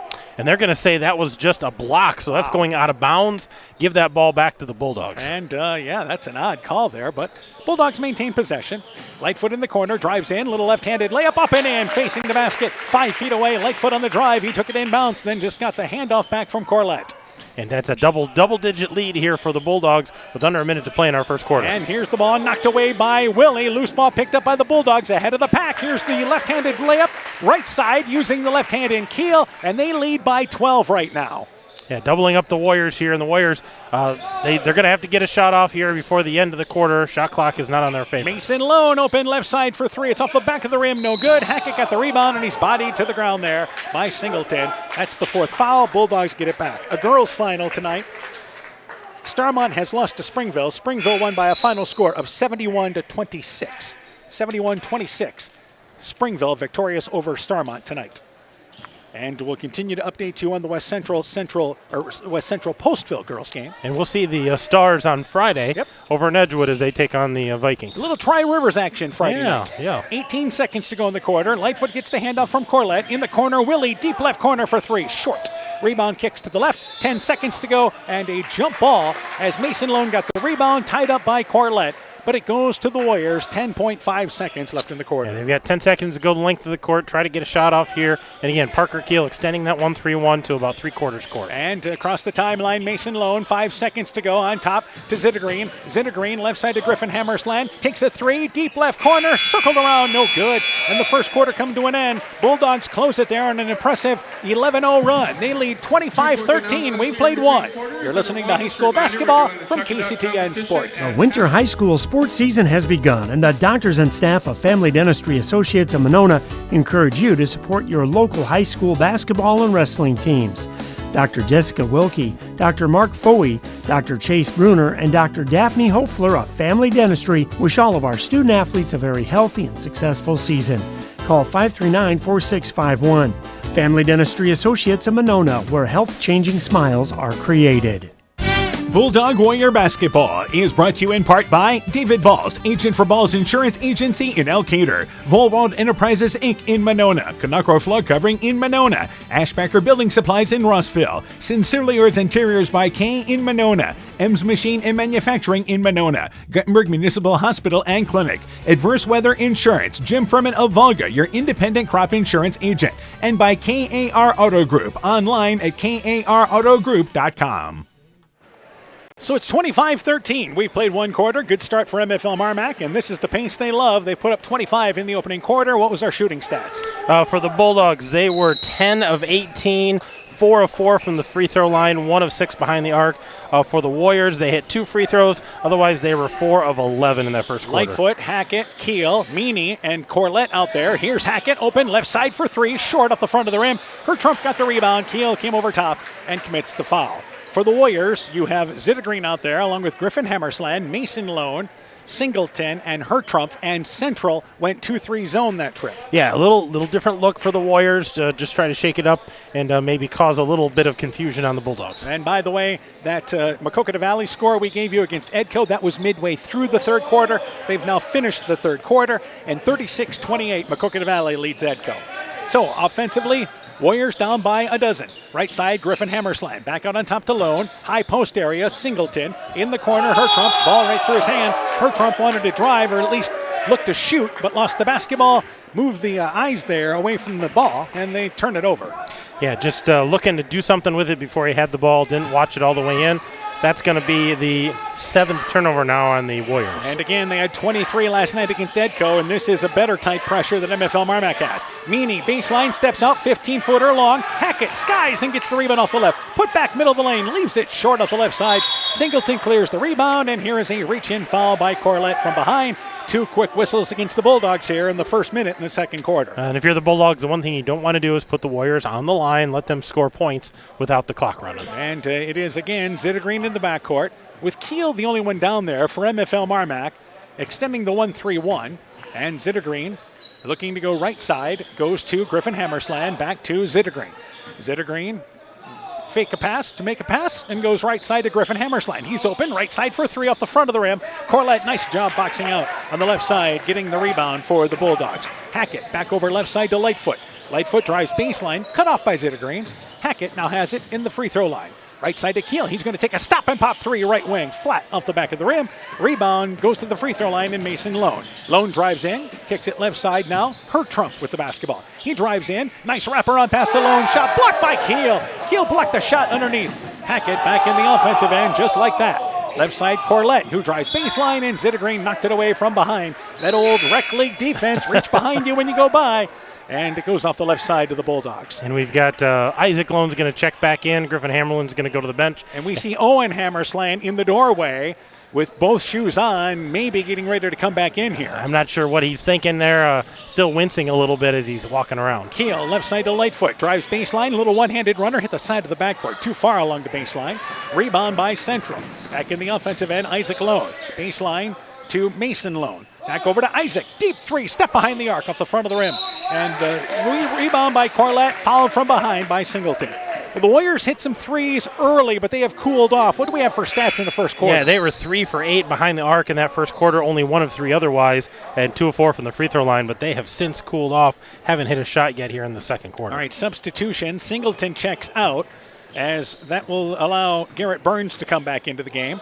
Bulldogs, Parker Keel open, right side for 3, short, bounces twice and goes to the left side of the rim, and the rebound pulled out there by Vaughn Zittergreen. So back in the offensive end, it appears that Owen Hammersland just kind of maybe trying to work some kinks out in the hallway. Vaughn Zittergreen loses the basketball between two Bulldogs. Lightfoot gets it ahead to Keel. Beautiful catch by Keel, who drives in and scores the right-handed layup. 27-13, Bulldogs pulling away here in the second. Yeah, they're continuing to score here in the second quarter, and the Warriors are having a hard time finding those good open shots right now. That was your concern. Could they keep pace with MFL MarMac? Her Trump, deep right corner. Free throw line in the lane to Isaac Lone. Nice pump fake. Little shot 5 feet away. Got two Bulldogs to bite. Shoots it in the middle of the lane and scores the basket. That was a smart play. He was in land of trees, and the pump fake got them both up. Able to put in that little 5-footer. 5 minutes left in our half. Lightfoot, left side to Hackett. Back over to Lightfoot. Free throw line, Corlett, right side to Keel. Drives baseline to Meany on the right block. Gets a step by her. Trump lays it up from the right side, but too strong. Corlett there for the rebound. Facing the basket, lays it up and lays it in. Meany and Corlett kind of looking at each other down the court. Big guys combine for the basket. Yeah, they're working hard inside there, and they're a load for this undersized Warrior team. Right side, Mason Lone with the basketball. High post area to Burns. Baseline area to her Trump. Her Trump in the lane to Burns. Wraparound pass intercepted at the free throw line by Keel. Burns got too far along the baseline. Bulldogs back in the offensive end now. Hackett on top. High post area to Corlett. Left side, it is Keel. Wide open, deep corner for 3. Got it. Nobody getting out there to defend the shooter. Bulldogs lead by 17. Well, that's the guy you got to get out on. You got to at least get a hand in his face and try to disrupt that shot. If he's got an open look, he's going to knock it down. And offensively, it is again Mason Lone. Left side to her Trump in the corner. Back over to Isaac Lone. Left side, her Trump in the corner. Stops the dribble, saves it on top to Isaac Lone. Halfway through the second quarter. Right side, Zittergreen. Zittergreen drives baseline. Nice feed to Mason Lone. Cuts down the defense, but the shot goes off the back of the rim. Rebound tracked down on the far sideline by Burns. Bulldogs here still on defense. Burns, baseline to her Trump. Her Trump drives into a double team, kicks it left side to Isaac Lone. He drives in, little 8-foot runner, aired it out long. It is no good. Ball goes out of bounds. Last touch off the right side of the basket by Zittergreen. It goes back to the Bulldogs. Yeah, shooting's been tough going here for the Warriors in the second quarter, and it looks like we're going to have a timeout taken on the court here. And it is a timeout taken by Central. It is 32-15. MFL MarMac in the lead. Northern Country Co-op and Viafield are now Nexus Cooperative, your full-service ag partner supplying all your agronomy, energy, feed, grain, and lumber needs. Our highly knowledgeable and experienced team utilizes the latest technology in feed manufacturing, agronomy services, precision ag, plant and animal nutrition, energy products, and grain marketing to keep our customers ahead of the rest. Stop in today at any of our 26 locations across northern Iowa and southern Minnesota, or visit us online at nexus.coop. Brought to you by locally owned and operated NEAT, proudly providing high-quality internet, television, and telephone services at the speed of light to businesses and homes in Northeast Iowa. NEAT also provides computer and network services as well as business phone system sales and service. For more information, visit NEITEL.com or call 877-638-2122. NEAT, connecting you now. So 32-15. Bulldogs have the lead here. It was 12-11, so the Bulldogs since that point have outscored Central 20-4. 3.5 minutes left in our second quarter. So the Bulldogs in control. A couple of scores to pass along. West Central girls lead Postville 49-35 at the end of 3. At a boys score, Keyhigh leads Clayton Ridge 24-4 at the end of 1. Left side, Hackett open, wide open for 3. Left wing, got it! And it's a 20-point lead for the Bulldogs at 35-15. sent the band home tonight. A little precipitation freezing outside. Yeah, we had an announcement here from Mr. Reinhardt that said there's some rain, some slippery sidewalks, so I think they told the band to go home. And here is Rignitz in the lane, just checked in during that break, but the ball deflected to Isaac Lone. Back to Mason Lone in the lane. The pass knocked away by Hackett, and then into the hands of Rignitz, who stripped by Hackett on the way up for the shot. Bulldogs back offensively. Free throw line, Hackett. Hackett looks to go back out on top, but Lightfoot went the other way. Ball goes the other. Here's Isaac Lone, drives in, swoops in from the left side, uses the right hand. Warriors with a transition basket, but down by 18. Yeah, they're so good in transition, they just haven't had enough opportunities. Meany, right side to Willie, who checked in during that break. Lightfoot to Hackett, back out on top to Lightfoot. High post area, Meany, free throw line, good. Big shooter there, has a big time touch for a big man. Yeah, kind of a line drive shot, but man, it's a soft shot, and that thing was nothing but net once again for the free throw line. And right side, Zittergreen to, once again, Lone. That is Isaac Lone with it. Zittergreen back out on top. And still no sign of Owen Hammersland for the Warriors. They try to go to Isaac Lone, but it goes off the hands of Rignitz. They turn it over. Keel back in the offensive end. Good job by Central getting back. Lightfoot, left side, steps into a three. Got it from the left wing. 40-17 at the 2-minute mark here in the second. And just like that lead, those spurts that these Bulldogs can do, just get you in a hole, and all of a sudden you realize we're down by a big margin and haven't been able to score. And in the free throw line, it is Rignitz, loses the basketball, but he's fouled by Willie going after the loose ball. That's one thing that Coach Detbarn teams have always been good at. Runs in a ball game. Yeah, mini runs, an 8-point run, then all of a sudden it's another 6-point run, then all of a sudden it's a 10-point run, and you lose track of that, and all of a sudden you're digging yourself out of a 23-point hole. Hackett and Keel check out, and into the ball game is number 2. That will be Karsten Pester. He's a 6'3 junior, his first appearance. And also checking back in is Corlett. Zittergreen open, left side for 3, banks it long. Rebound knocked away, picked up by Griffin Hammersland along the left corner area. Back over to Mason Lone, 90 seconds left here in the third. Zittergreen, nice shot from the right block. Nice entry pass by Mason Lone. Zittergreen scores the basket. Yeah, it goes up strong, goes up quick, and he kind of caught Meany off guard there, not able to block that. And Lightfoot across the timeline offensively. Brings it left side, alley-oop pass to Meany, catches it inside the right block, it is up and in. Nice lead pass by Lightfoot, and Meany a handful down low. He is, that's a tough guy to guard, and he's just gotten better as the year's gone on with his post moves. Isaac Lone back out on top, free throw line area, Zittergreen trying to rifle it right side to Griffin Hammersland. From near the left block to the right block, it's knocked out of bounds by the Bulldogs. Central takes it off the right side of the basket. 1 minute left here in the second. Yeah, we got a minute to play here. The Warriors got to get a basket. Inbounds, Mason Lone drives in, covered, kicks it left side to Griffin Hammersland. Right wing now, Isaac Lone. Back over to Griffin Hammersland. He goes baseline to Hertrump. His shot along the baseline, rattled in and out. Missed it from 3 feet away, just didn't get the roll. I had a good look at it, though. Great look. Willie back in the offensive end. At the free throw line, kicks it on over to Pester. Pester right side to Lightfoot. Lightfoot, free throw line, drives in, kicks it in the corner. Willie open, deep left corner for 3. It's off the back of the rim. Meany had his hands on the rebound, picked up by Corlett, who saves it over to Pester. Right side for 3, got it. Karsten Pester off the bench with a 3. 26-point lead for MFL MarMac. Yeah, everybody getting in the scoring column here. That was a big bucket there by Pester. It was 12-11 at 1 point. Across the timeline, it is Mason Lone and Isaac Lone on top. Left side, that's Hertrump open, deep left corner for 3, got it from the left corner. Warriors needing some positive, and Hertrump hits a 3. We're down to 4 seconds left here. Lightfoot across the timeline into the offensive end, takes an off-balance 3 on its way, banks it to the left. It is no good, and the first half comes to an end. Bulldogs led by 12 at the half. It's now 23. 45-22, MFL MarMac in the lead. When we return, first half stats and coaching interviews from the girls' game. You're listening to high school basketball from KCTN Sports. Boisier Lumber Company in Guttenberg and Elkader, your do-it-best rental center, handles Midland garage doors for residential, commercial, and agricultural needs. Midland Steel garage doors provide the best all-around value when appearance, security, durability, and low maintenance are desired. Boisier Lumber and Midland Doors take pride in providing their customers with top-quality products and superb customer service. Contact Boisier Lumber in Guttenberg and Elkader, your do-it-best rental center for Midland overhead doors sales and service. Edgewood Auto and Towing is an automotive repair shop, tire dealer, and 24/7 towing service. They have a mobile tire repair service to get you back up and going either on your farm or on the road. We offer full-service work on all autos and semis. Check out our current rebates by calling 563-928-7333 or stopping in to Edgewood Auto and Towing for complete terms and conditions. Edgewood Auto and Towing in Edgewood. Bulldog Warrior Basketball is brought to you in part by David Balls, agent for Balls Insurance Agency in Elkader, Volwald Enterprises Inc. in Monona, Canucko Floor Covering in Monona, Ashbacker Building Supplies in Rossville, Sincerely Yours Interiors by K in Monona, Ems Machine and Manufacturing in Monona, Guttenberg Municipal Hospital and Clinic, Adverse Weather Insurance, Jim Furman of Volga, your independent crop insurance agent, and by KAR Auto Group, online at karautogroup.com. At the half, MFL MarMac boys lead 45-22. Earlier tonight, the MFL MarMac girls victorious over Central 55-26. We're joined by Bulldog girls basketball coach Brian Buchenhagen. Coach, let's talk about defensively. 4 quarters it looked like of locked-in defense. Yeah, I mean, that's what's going to get us off to a good start is our defense.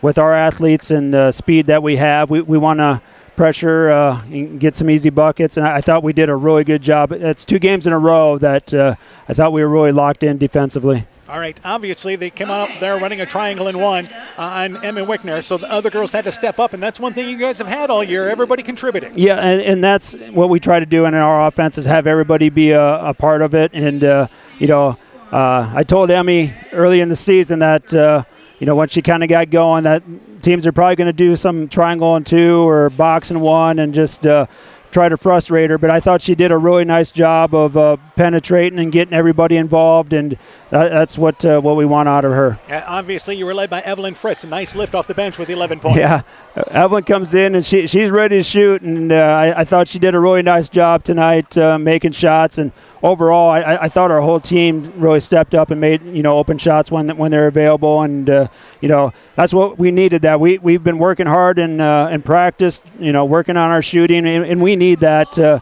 open up the middle for Ava and Autumn and Cora. All right, and obviously Ava had 7 points. Cora Keener had 6 points off the bench. Autumn Shaw was 7 points, so they were effective inside. Yeah, and that's what we try to do. We try to get the ball inside and inside out, and we just need to be patient and move the basketball and, look for a good shot. And I thought we did a really nice job of that tonight, and just really, really proud of our girls, our effort on both ends. All right, you guys have a game Friday night to close the first half. Yeah, and obviously, we'll have to get ready for Polisville. But, for the most part, I like where we're at. We got some work to do, but everything's in front of us. We have our sights on, having be part of the conference title, defending that. So we got some work to do, but I'm happy where we're going and where we're heading. So. All right, Coach. Have a Merry Christmas. Happy New Year. Yep, you too. We'll Thank catch you. up with you after the break. MFL MarMac girls basketball coach Brian Buchenhagen on his Bulldog team victorious tonight, 55-26. Bulldog boys lead 45-22 at the half.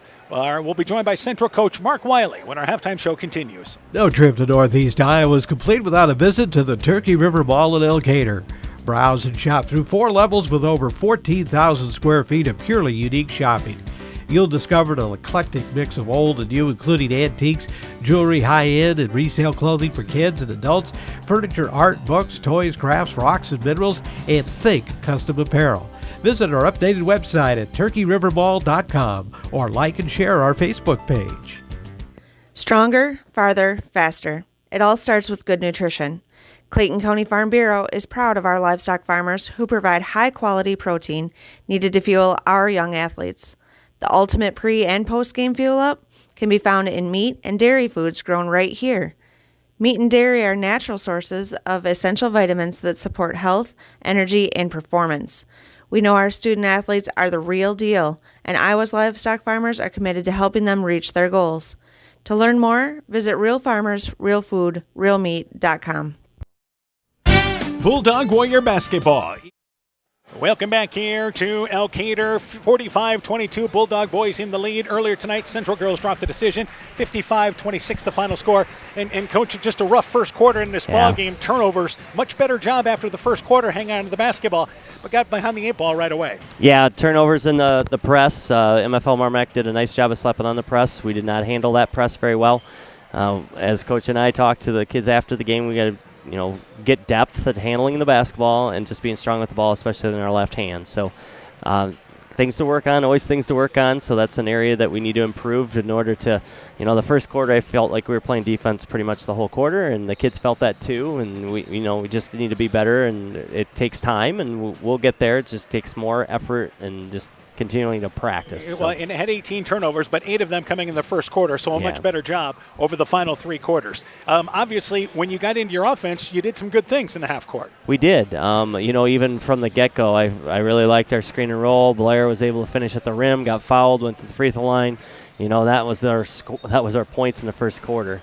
We tried a little different defense with the our younger kids. We struggled a little bit with that, but at the same time, we need to expose them to different types of defenses so that we can get better at those things. We have to understand that different defenses, we have to do different things. So, scoring-wise, Briley Erickson had 11 points as a sophomore, kind of taking more of a leadership role for you. Yeah, did a nice job for us in the half court. Again, turnovers are an issue, but she's relied on to handle the basketball a lot for us. I thought she did a good job of getting to the free throw line. It was nice to see her knock down 2 free throws, along with Blair Scharf doing a nice job of getting the free throw line. I think she was 3 for 3 tonight, so it was nice to see those 2 kids perfect from the free throw line tonight. We'll take those little wins. We were actually 50% from the free throw line tonight, which is our best night at the free throw line. All right, another challenge you've got coming up Friday night. Yeah, we have to play key high, so we know that we have to get better at the press break. We're going to work on that the next 2 days. It might be what we do all practice tomorrow. But nevertheless, with a young team, we continue to work and battle, and our kids will do that, and we'll continue to get better at the little things that we need to get better at to be able to take care of the basketball. All right, Coach. Merry Christmas, Happy New Year to you. Hey, same to you, Dan and Aaron. We'll catch you up over the break there. Again, Our final score of that girls' game tonight was 55-26. We'll take a break. When we return, we'll be joined by Coach Hammond. First half stats and second half action. You're listening to high school basketball on KCTN FM 100. Stronger, farther, faster. It all starts with good nutrition. Clayton County Farm Bureau is proud of our livestock farmers who provide high-quality protein needed to fuel our young athletes. The ultimate pre- and post-game fuel-up can be found in meat and dairy foods grown right here. Meat and dairy are natural sources of essential vitamins that support health, energy, and performance. We know our student athletes are the real deal, and Iowa's livestock farmers are committed to helping them reach their goals. To learn more, visit realfarmersrealfoodrealmeat.com. When I started out in the car business, my dad gave me some good advice. Hi, it's Forrest Brown with the Browns family of dealerships. What my dad told me is when you sell someone their first car, you need a good sales department. But if you expect to sell them their second, third, and fourth car, you better have a great service department. Visit any one of the Browns family of dealerships in Guttenberg, Elkader, West Branch, or Victory Ford in Dyersville and find out why Browns is your hometown dealer, no matter where your hometown may be. At the half, MFL MarMac boys lead 45-22. We turn things over to Coach Hammond. Let's go through the first half stats, starting with the Bulldogs. The Bulldogs are led by 2 young men with 13 points, Parker Keel and Landon Meany, both with 13. 6 points for Brock Hackett, Carter Lightfoot with 5, Wesley Corlett with 5, and Carson Pester with 3 points. So 45 points for the Bulldogs. They were 5 of 15 behind the arc, 13 of 20 inside of the arc, so 51% in the first half. They only had 4 turnovers and a perfect 4 for 4 from the free throw line. And again, 25 in the first, 20 in the second. This is their style for Central. For Central, a couple guys with 6 points. Isaac Lone with 6, Mason Lone with 6, 5 points for Jake Hairtrump, 3 points for Griffin Hammersland, and 2 points for Vaughn Zittergreen. They were 4 of 12 behind the arc, again, 33%. They were 4 of 10 otherwise, so they shot 36% overall. They only had 11 turnovers. They were 2 of 4 from the free throw line. But remember, they lost Owen Hammersland. I do not see him still on the bench. So it's still in question on how he is health-wise. Yeah, we just saw him peek through the doorway, but it looked like was doing some work maybe in the hallway. But, yes, not back on the court to start the second half. And he is the Warriors' leading scorer at 14 points a ball game. Meanwhile, it is the Warriors basketball to start the second half, and it'll be Mason Lone, Zittergreen, Isaac Lone, Griffin Hammersland, Zittergreen, who gets a nice feed from Mason Lone but misses the shot. That was Isaac Lone with the assist. Also out there, Hertrump. Bulldogs back offensively. Griffin Hammersland able to stop a fast break opportunity, intercepted the pass. Keel, Hackett, Meany, Lightfoot, and Corlett starts the second half for MFL MarMac. Let's update you on scores real quick. Boys basketball, Key High leads Clayton Ridge 24-4 at the end of 1. Mason Lone in the lane has the ball knocked away, picked out of there by Lightfoot. Springville has defeated the Starmont boys tonight, 72-46. North Fayette Valley boys lead South Wynn at the half, 29-25. Maquoketa Valley leads Edco 36-28 at the end of 3. West Corlett, right side for 3, got it. And the Bulldogs strike first here to start the third quarter. And Wesley Corlett getting the start here in the second half. Eli Hansen still on the bench with that ice bag on his ankle as he went down in the second quarter. And left side, Zittergreen back over to Mason Lone in the quarter to Hertrump. Hertrump back to Lone, double team, needs a little help and goes on top to Isaac Lone. Right side to Griffin Hammersland. Back out on top, Central with the basketball. Isaac Lone to Mason Lone. Shot clock is at 10. That's Isaac Lone, high post area to Zittergreen. Puts it on the floor, knocked away by Hackett. And the ball stays down here with the Warriors, but the shot clock is at 4. Yeah, they're going to have to get a shot and get it quick here as they're running out of time on that shot clock. And off the right side of the basket is where Lone takes it out of bounds, and that is Isaac Lone. To Zittergreen. Zittergreen, left side, Mason Lone just off the top of the key for 3. Leaves it short. There was a shot clock violation coming, but with the ball hitting the rim, it resets the shot clock, and the Warriors a chance to reset their offense. Lone, free throw line area. Zittergreen drives in, loses the ball on the way up, and it goes off the hands of Zittergreen. Tried to challenge Meany. Good straight-up defense by Meany, and the Warriors turn it over. Yeah, turnover gives it back to the Bulldogs here, and they're going to come down for their first offensive set here after the three-pointer by Corlett. Lightfoot brings it across the timeline offensively. Back to Keel. Keel drives in, kicks it along the baseline to Meany. Back over to Hackett. And here is now Lightfoot left side. Back over to Meany at the elbow. He'll take that 15-footer short off the side of the rim. Rebound pulled down there by Zittergreen off the right side. We've played 2 minutes in our third quarter. Bulldogs leading by 26 points here at 48-22. Right side, Hertrump. Bulldogs continue that 1-3-1. Zittergreen cut off from the right baseline over to Hertrump. He's open, right side for 3, got it. Has a nice shot for a big guy and a nice inside-out combination. Warriors scored their first points of the third quarter. Yeah, Von Zittergreen found himself in the land of trees and got an outlet to Hertrump. Lightfoot on top to Hackett. Lost it for a second, but he's able to regroup, and there's a body call on Isaac Lone. That's our first whistle. 2.5 minutes nearly into our third quarter. Yeah, both teams, we talked about turnovers being down a little bit for both of these teams. The fouls, we don't have anybody in foul trouble that we know of up there. So doing a good job defensively on both ends. Lightfoot inbounds, gets it to Meany on the right block, hands it over to Keel. His reverse layup. No, he stayed on the right side and used the left hand. Looked like he was going to take it reverse, but somehow leaned back and hit that shot. Yeah, good athleticism there by Parker Keel. And the Bulldogs doubling up the Warriors right now with 5:20 left in the third. Lightfoot actually on defense now. They go to Zittergreen. He drives in. Nice scoop shot on the right side. Got a nice feed on the right wing. And it's 50-27. Bulldogs in the lead. Back offensively, Lightfoot to Keel. Keel drives in, kicks it baseline. There's Meany. 15-foot set shot. Leaves it short. Corlett, the offensive rebound, misses the putback. Keel is in there. His rebounded shot, no good. He's fouled by Isaac Lone. And the Bulldogs crashing the glass. Keel to the free throw line for 2. Yeah, that you look at stats for Parker Keel, he's a leading scorer. He's one of the top rebounders, too. He's averaging almost 8 rebounds a game and getting about 3.5 steals a game as well. Free throw, it is good. Plays the top of that 1-3-1 for them defensively. And again, it's now 51-27, Bulldogs in the lead. Second free throw by Keel off the back of the rim. And the rebound pulled down by Hertrump. Only his second missed free throw of the season. So that lowered the percentage a little bit, but still should be over 90%. Yeah, still pretty good shooting percentage for Parker Keel. Mason Lone in the offensive end, high post area, deflected out of there, and they're actually going to call a late kick call because I was curious how that ball got out of there without hitting somebody's foot. Yeah, that was definitely a kick trying to just take away that passing lane. Owen Hammersland is in the walkway once again here, and looks like walking gingerly on what looks like the left ankle. Yeah, very gingerly, not putting much pressure on it right now. High post area, try to go to Zittergreen, reach in, foul from behind by Meany. 4:41 left here in the third. Bulldogs led by 23 at the half. It's 24 right now. Off the right side of the basket is where Central takes it out of bounds. And they're going to look to run a set here, try to get a good look off of this against this Bulldog defense. And Mason Lone back to Isaac, high post area. They go to Hertrump, left side to Zittergreen, blocked from behind, but there's a foul. I don't think this is on Corlett. It may be on Lightfoot in front, but it appeared that Corlett had the block from behind, but he's actually called for the foul. No, I think they gave that to Lightfoot. I think they said number 1 on that one. No, it's number 12. Number 12, okay. Yeah, that's what I thought. I thought it looked like a pretty good block by Corlett. Free throw by Zittergreen, circled around, spins out. It is no good. Second foul on Corlett. Both teams now with 2 team fouls. Zittergreen will have another free throw opportunity here for the Warriors. Second free throw on its way. It is good. 1 of 2. 51-28 is our score. Zittergreen will check out. Rignitz back into the ball game here for the Warriors. And the Warriors down by 23. And at the 4.5 mark of our third quarter, unless the Warriors make a big run here, we may see a lot of subs coming fourth quarter. And a little light pressure. The Warriors picking them up about 3/4 court. Still in that man-to-man defense here. And Hackett at the free throw line to the right elbow. Goes left side to Lightfoot. Lightfoot pulls up. 15-footer on its way. Swishes it through.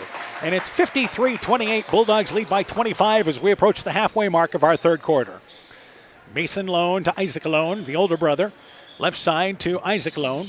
Lone, high post area, goes to Rignitz. It's knocked away. Loose ball picked up by Lightfoot. Gets it ahead to Meany. Meany drives in the layup. Leaves it short. Isaac Lone rather, good enough to disrupt Meany a little bit. And they miss the layup. Mason Lone back offensively. Goes over to Griffin Hammersland. Right corner. Her trump. Right corner for 3. Grazed the front of the rim. It is no good. Parker Keel's got a layup. Fast break opportunity. Uses the right hand. Lays it over the front of the rim. And the Bulldogs pulling away now at 55-28. Yeah, up by 27 here and just continuing to extend that lead. We got a couple Bulldogs that are checking in here, the next dead ball. And left side offensively, Griffin Hammersland has it in the corner. Tries to bounce it in the lane, but the pass goes to Hackett. He dropped down in the 1-3-1. Hackett back to Corlett. Corlett wrap around pass to Keel. Keel saves it back to Corlett. And Corlett brings it over to the free throw line. Meany puts it on the floor, drives between 2 defenders, but Hertrump knocked the ball away. And the ball hits off the backboard right back into the hands of Hertrump. And across the timeline at the 3-minute mark is Isaac Lone. And you can see Isaac Lone slowing it down a little bit, setting up the offense, try to run some clock here. Rignitz kicks it in the corner to Griffin Hammersland. Left side in the corner. Hertrump, deep left corner, open for 3. Got it. Hit one from the right moments ago. Hits one from the left here.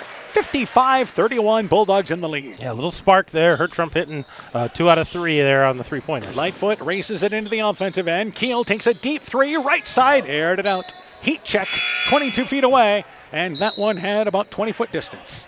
Substitution, Hackett checks out, as does Meany. Willie back into the game for the Bulldogs, and also back in there is Pester as well. Meanwhile, Von Zittergreen has checked back in for Central, and Garrett Burns has checked into the game. Hertrump and Isaac Lone check out. And again, with a 24-point lead, you expect to see a lot of subs. Mason Lone open left side for 3. That shot long. Corlett tips the rebound to himself and gets it off the right side. Bulldogs back offensively. Lightfoot, and left side to Willie. Willie jump stops on the left side, back over on top to Lightfoot. Bulldogs going to work some clock here. And right side, Lightfoot goes off a pick, drives in the lane, swoops up the double pump layup. Left it short. Rebound pulled down by Zittergreen, and there's a reach-in foul by Corlett. That is his third foul as he reached in 90 feet away from the basket. Yeah, third foul and a silly foul so far away from the basket, way in the backcourt for the Warriors. Just kind of a silly foul, I think. Third foul on Corlett. 3 team fouls on MFL MarMac here in the third. And 2-minute mark of our third quarter. Zittergreen, right side, goes in the corner to Griffin Hammersland. Hammersland reverses it left side, and that is Mason Lone. Lone cut off on the wing. Bounce pass to Rignitz. A lot of traffic. Stumbles, but takes a little fadeaway shot. Banks it up and in. That stumble gave him a little space by Willie. Yeah, a little step back almost a little bit to get him some space and able to put that basket in. Lightfoot back over to Willie. Willie left side to Pester. Pester at the elbow. Swings it right side. Intercepted by Griffin Hammersland. A steal by the Warriors. And then stolen back by Lightfoot defensively. Griffin Hammersland was more concerned about Keel, and Lightfoot snuck in from behind. Willie drives baseline, jump stops, takes a little 1-foot runner, 5 feet away, lays it up and in. Nice move by Willie, and a good job with the jump stop. Yeah, good jump stop and get himself gathered, let the defense kind of go by, and finish strong. 57-33, MFL MarMac in the lead as we approach the 1-minute mark of our third quarter. Left side, Zittergreen, a no-look pass to Hammersland across the diagonal of the 1-3-1, but they get it back over, left wing area. Rignitz tried to go from the left block, tried to kick it back into the corner to Burns, but overshot him, and the Warriors turned it over. Meany in, Corlett out for the Bulldogs, and that will quickly bring Hertrump off the bench, in for Mason Lone for the Warriors.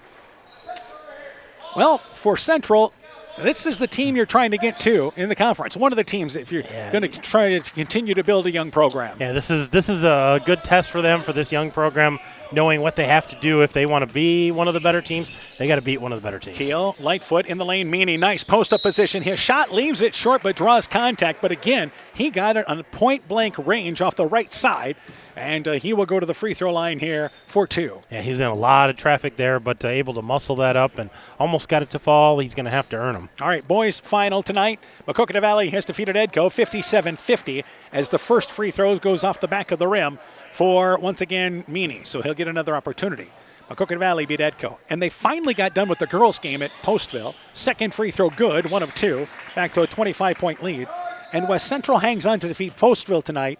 Final score there, 59-53. So an entertaining girls' game, but they still have the boys' game to go tonight. Yeah, they got a whole game, and if it's raining out there, iffy roads, it's going to be a long night. And back offensively, Central in the offensive end. 25 seconds left here. About a 5-second differential from the play clock. Burns. Meanwhile, left side, Burns, 15-footer, leaves it short. Meany gets the rebound, and Coach Det Barnes says, let's work for the final shot. By the way, the Bulldogs have all 5 timeouts. We shouldn't be surprised, should we? Nope, not at all. Coach Detbarn, he saves those if he needs them at the end. Lightfoot be able to break down his defender, drives in, left-handed layup. It is up. It is in. Foul, count the basket. And Lightfoot goes to the free throw line for a 3-point opportunity. Yeah, able to get to the rack there, finish strong, and a chance for the 3-point play. So the Bulldogs leading by 22 at the half. And again, yet to be challenged this second half, led by 23. Second free throw, good. And we're down to 3 seconds left. Zittergreen brings it into the offensive end, over to Hertrump. Deep 3, left side, leaves it short.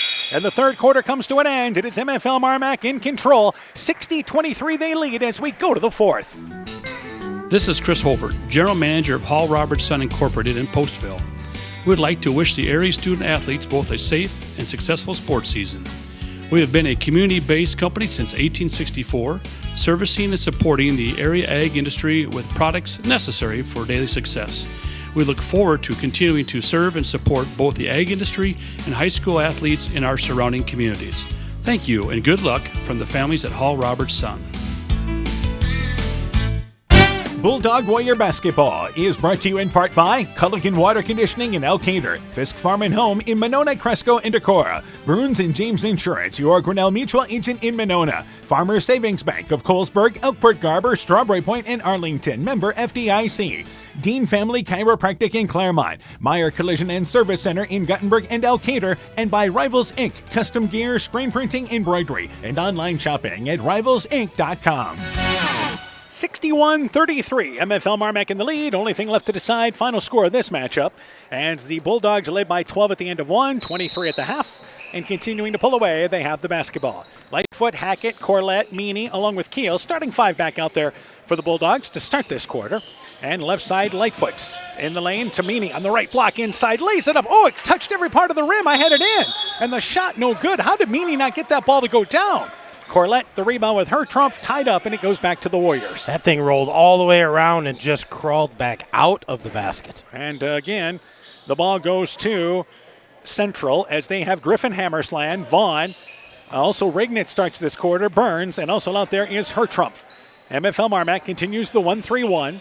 And right side, Rignitz over to Griffin Hammersland. Deep corner is her trump. Back over left wing. Top of the key, there's Zittergreen. Zittergreen drives in, free throw line, cut off. Needs a little help, and he's instead going to take the shot. Circled out, no good.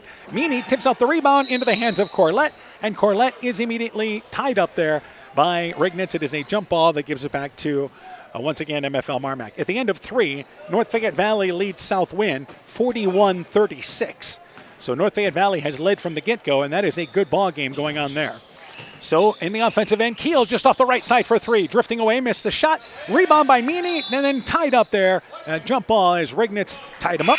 And good thing is Meany kept the ball high, but the ball goes back to Central. Yeah, good rebound there. Good offensive rebound by Meany, but gets tied up there with the jump ball. Give the ball back to the Warriors. By the way, Keyhigh leading Clayton Ridge at the half, 39-15 of that ball game. So Clayton Ridge and Keyhigh, it was a good start for Keyhigh in that ball game. They led by 20 at the end of 1. Meanwhile, Mason and Isaac Lone have both checked in for the Warriors, and Isaac Lone has it left side. Cut off on the baseline. Burns checked out, and who else checked out there for Central? I believe that Griffin Hammersland. Griffin Hammersland was still in there. Meanwhile, we've got a foul on the floor. Somebody reached in for the Bulldogs. Yeah, first whistle of the fourth quarter. Drive on Von Zittergreen and just reached in as he tried to take that baseline. And the foul committed by Lightfoot, and that is first. Rignitz at the free throw line, right side to Isaac Lone. Warriors played last night. Isaac Lone pass intercepted there by, once again, Corlett. Ahead to Keel, who loses the basketball, and then he is quickly tied up by Rignitz. We have had how many jump balls here in the first 90 seconds of the fourth quarter? That's our fourth one already. So getting a little lackadaisical with the ball there, and good aggressiveness tying that up by both of these teams. Lightfoot in the corner. They go in the lane to Meany. Meany's double pump shot, short. Strong move to the right, but just left it short off the right side. Love the move, though. God, faded just a little bit, and that's what made it a little short. And across the timeline, Rignitz left side to Isaac Lone. Drives in the ball. Knocked away, but he's able to pick it up. Back over to Mason. Mason in a lot of traffic. Knocked away again. And saving it out of there is Isaac Lone. Hertrump, wraparound pass, goes underneath. That is Zittergreen. Right back to Hertrump. Open right side for three. Circled around. And he doesn't get the hometown roll as that ball touched every part of the rim and spins out. Lightfoot open, top of the key for three. Got it. Easy stop and pop. And it is now 64-31. Now you've got to talk about if you're Central, you don't want to get 35 pointed. Yeah, that 31 differential is right there on the cusp, and you want to keep attacking and try to get in some baskets here, not let this get away from you. In the lane, they try to go to Zittergreen. Saved out of bounds by Hackett. Nope, he couldn't save it. Ends up by the Central students on the far side. Out of bounds. And Singleton into the ball game and checking out his Rignitz. And the Warriors looking like a team that played a hotly contested game last night. Yeah, they played a tight ball game. It ended up being 53-50 with Edco, a very physical and aggressive Edco team. And they're playing another really athletic Bulldog team tonight. Zittergreen backs his way down, stripped out of there by Lightfoot. Steal by MFL MarMac. Lightfoot back in the offensive end, left side to Keel. Drifts in, takes a 5-foot shot off the left block, banks it up and in. And the Bulldogs doubling up Central, 66-33 now. Yeah, another stop for the Bulldogs, and a bucket's going to put this over that limit. So Warriors need to look to get a good shot right And here. left side, Zittergreen shot foul by Meany on the way in. Bulldogs getting ready to go to the bench here with 5:13 to go. Zittergreen to the free throw line for two. So that would likely take the starters out of this game for MFL MarMac. Yeah, they're going to go a little deeper in their bench, and we already talked about Eli Hansen not in the ball game, hurt his ankle there in the second quarter. Owen Hammerslin is still out in the hallway. He is not coming back tonight. And free throw, it is good. At a certain point, you wonder if maybe you should just ice that thing up. Yeah, just get it off your feet, get it elevated, get some ice on it. Second free throw good, makes them both back to a 31-point lead for MFL MarMac. Because they've got a big ball game Friday at Key High, so they're going to want him back if they can get him back. Not going to get any easier for them, is it? And then they come out of the break as well with some good competition. Offensively, Hackett, baseline, Meany sets up, 15-footer, left it short. Rebound tipped out of there. Singleton gets the rebound. He just checked back into the ball game. Offensively, ahead of the pack, it is Mason Lone. Takes it in strong, scores the left-handed layup. 66-37. Warriors doing everything they can to not be 35-pointed. Yeah, good execution there, getting out and finishing strong. Keel, right side, drives in, double pump shot, fade away off the back of the rim, no good. It was well contested. Rebound pulled down there by Singleton and the Warriors.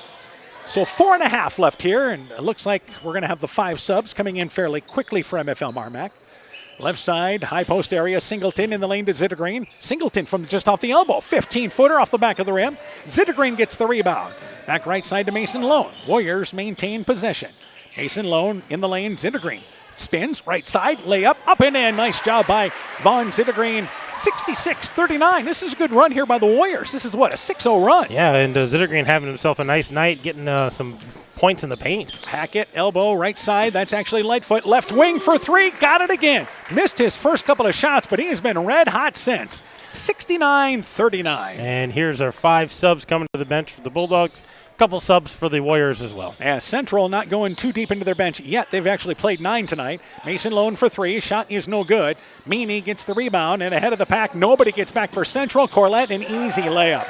71-39, and what MFL MarMac wants to do is take a timeout, get their subs in. They're on their way. 3:34 to go. Once again, our score, 71-39. MFL MarMac in the lead. You're listening to high school basketball from KCTN Sports.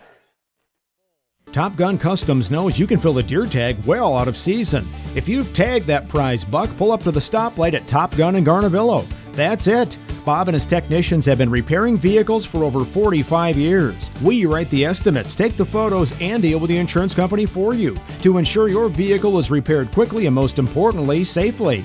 We also have free loaners or rental vehicles. Call Bob or Nancy at Top Gun to schedule your repair today. 563-964-9899. The Woodland Eye Clinic in Elkader and West Union are proud sponsors of high school sports. We are committed to bringing our patients the highest level of total eye care with detailed one-on-one attention. Our offices offer the newest technology and equipment with a professional team of experienced staff that is committed to you. Call us today for your next total eye care appointment. The Woodland Eye Clinic in Elkader and West Union supports all of our local athletes taking the field or court this season. 71-39, MFL MarMac in the lead as we close things out here. Right side, Griffin Hammersland, right corner for three. Cupped in and out, no good. Rignitz the rebound, middle of the lane, and he saves it back out on top to Isaac Lone. We'll talk about the subs here as Isaac Lone left open, 15-footer, no good. Rebound deflected out of there, picked up by MFL MarMac in number 13. And that is Austin Trappy, a 5'10 senior, into the ball game. Also in there is number 4, Tristan Bacon, a 5'10 sophomore. Pester back into the ball game. Number 3 into the ball game as well, and that is Kyler Nearing, a 6-foot junior. Pester for 3, shot no good. And also in there is number 11. He just got called for the foul. Kinnick Corlett, a 6'2 junior. So MFL MarMac has played 10 kids in this game tonight. Meanwhile, Central going to their bench is Isaac Lone checks out. And into the ball game is Caden Fetty, a 5'11 junior, making his first appearance. This group for MFL MarMac will continue to play the 1-3-1. Yeah, they'll stay in this, and the defense will not slow down with this next group in there. And Burns back over to Lone. Wraparound pass to Griffin Hammersland. Open from the right block, but the shot kicks off the left side of the rim and right back into Trappy. Trappy into the offensive end for MFL MarMac. Trappy has a hairdo, a mullet that would make the 90s proud. Driving right side, Trappy, right-handed layup, no good. Fetty gets the rebound. We're just jealous for those of us that are follically challenged. In the lane, Rignitz. Left block. Try to feed it back to Fetty, and it's picked up by Corlett. They bounce it ahead. Here's Nearing ahead of the pack and scores the right-handed layup. Sub into the scoring column. 2:10 to go. Bulldogs 73, Central 39. Kyler Nearing, the junior, with that layup, and he's on the top of this 1-3-1 for the Bulldogs. And they continue to work hard. See if we can get some other subs in the scoring column here as we finish things off. Fetty, double team, taken away by Bacon. Bacon's got a fast break opportunity. He drives in and he's bodied there by Rignitz on the way in. Foul on the floor. Only the first whistle on Central. MFL MarMac's committed 3.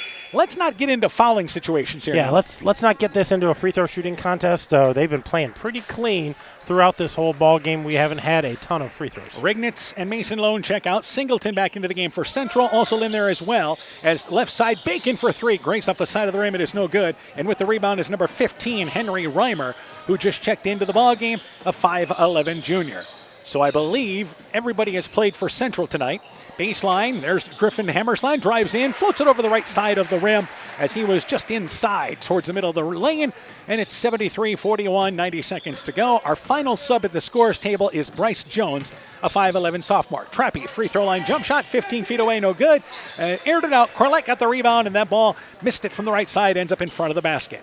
Back offensively is Rignitz for Central. Right side, they hand it on over. Reimer, take that shot, but instead gives it on top, left side to Fetty. Baseline to Rignitz. Singleton drives down, double pump shot. It is up, it is in. Foul, count the basket. Singleton with a 3-point opportunity. Yeah, taking it hard to the hoop, and a nice feed there by Burns to catch Singleton streak into the basket there. Got behind his defender, and going to get the foul and going to get the free throw on top of it. Pester checks out. He scored in the first half of this ball game, and they will now bring in Bryce Jones, as we mentioned. So, yes, if we look at the MFL MarMac bench, everybody has played tonight. Same for Central. Second free throw, no good by Singleton. Actually, it was only the 3-point free throw that he had to try, the 1 free throw, but he missed it. And it's a 30-point lead for MFL MarMac. Trappy, right elbow area with it. Tried to feed it over to Jones. Pass knocked away. Picked up by Rignitz. We're inside 50 seconds left in the fourth quarter. Bulldogs will continue to march on here as they are undefeated this first part of the season, and they go to Postville on Friday night. Central goes to Key High. Right side, Reimer, take that shot for 3. Aired it out long. Rignitz the rebound. Correction, Burns the rebound. Up and in from the left side. Burns into the scoring column. 28-point lead for MFL MarMac. 30 seconds left in the fourth. Jones on top to Bacon. Bacon drives right side. Nice bounce pass to Corlett. His shot blocked, but Kinnick Corlett got the rebound. Saves it over to Bacon. 15-footer off the elbow, up and in. And Bacon into the scoring column. Everything's better with Bacon. It's a 30-point lead. That was a nice shot by Bacon. Had the nice feed, and Corlett not able to finish, but Bacon gets the offensive rebound and the putback. Fetty at the free throw line. 10 seconds to go. Burns 15-footer. No. Rebound kicks left. Trappy gets the rebound. Let's see if the Bulldogs can get somebody else in the scoring column. Trappy right side to Jones. Steps into a 3 on its way. Banks it long, and the game comes to an end. MFL MarMac raced out to a 12-point lead at the end of one. They gradually pull away, and the Bulldogs handle Central by a final score of 75-45. With the win, MFL MarMac 6-0, 4-0 in the conference. Central drops to 3-4, 2-3 in the conference. We'll take a break. When we return, game stats, coaching interviews. Your post-game show is coming up. You're listening to high school basketball from KCTN Sports. Inspiring changes to a happier, healthier you is what they do at Clayton Drug, now offering free delivery of prescriptions to the Monona area. To find out more, call 563-245-2530. Clayton Drug can help you transfer your prescriptions quickly and easily to their pharmacy. Clayton Drug is committed to helping you achieve the highest quality of life possible.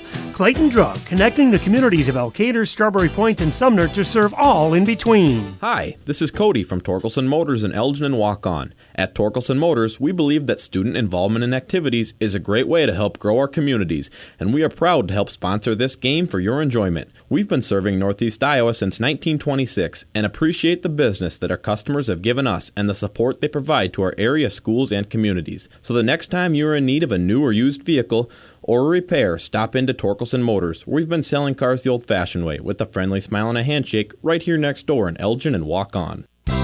Being good at life means getting your finances together so you can focus on the moments that matter most. With over 175 years of expertise, New York Life Insurance Company provides you with benefits you can enjoy while you're, living. So give your local agents, Andrew Reimer or Troy Springer in both Guttenberg and Monona, a call. You can reach Andy or Troy at 563-252-2471. That's 563-252-2471. They can help you and your family be good at life.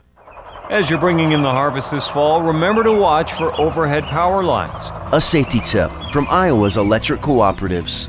If you snag a power line, remain inside your vehicle and if possible, back away from the hazard.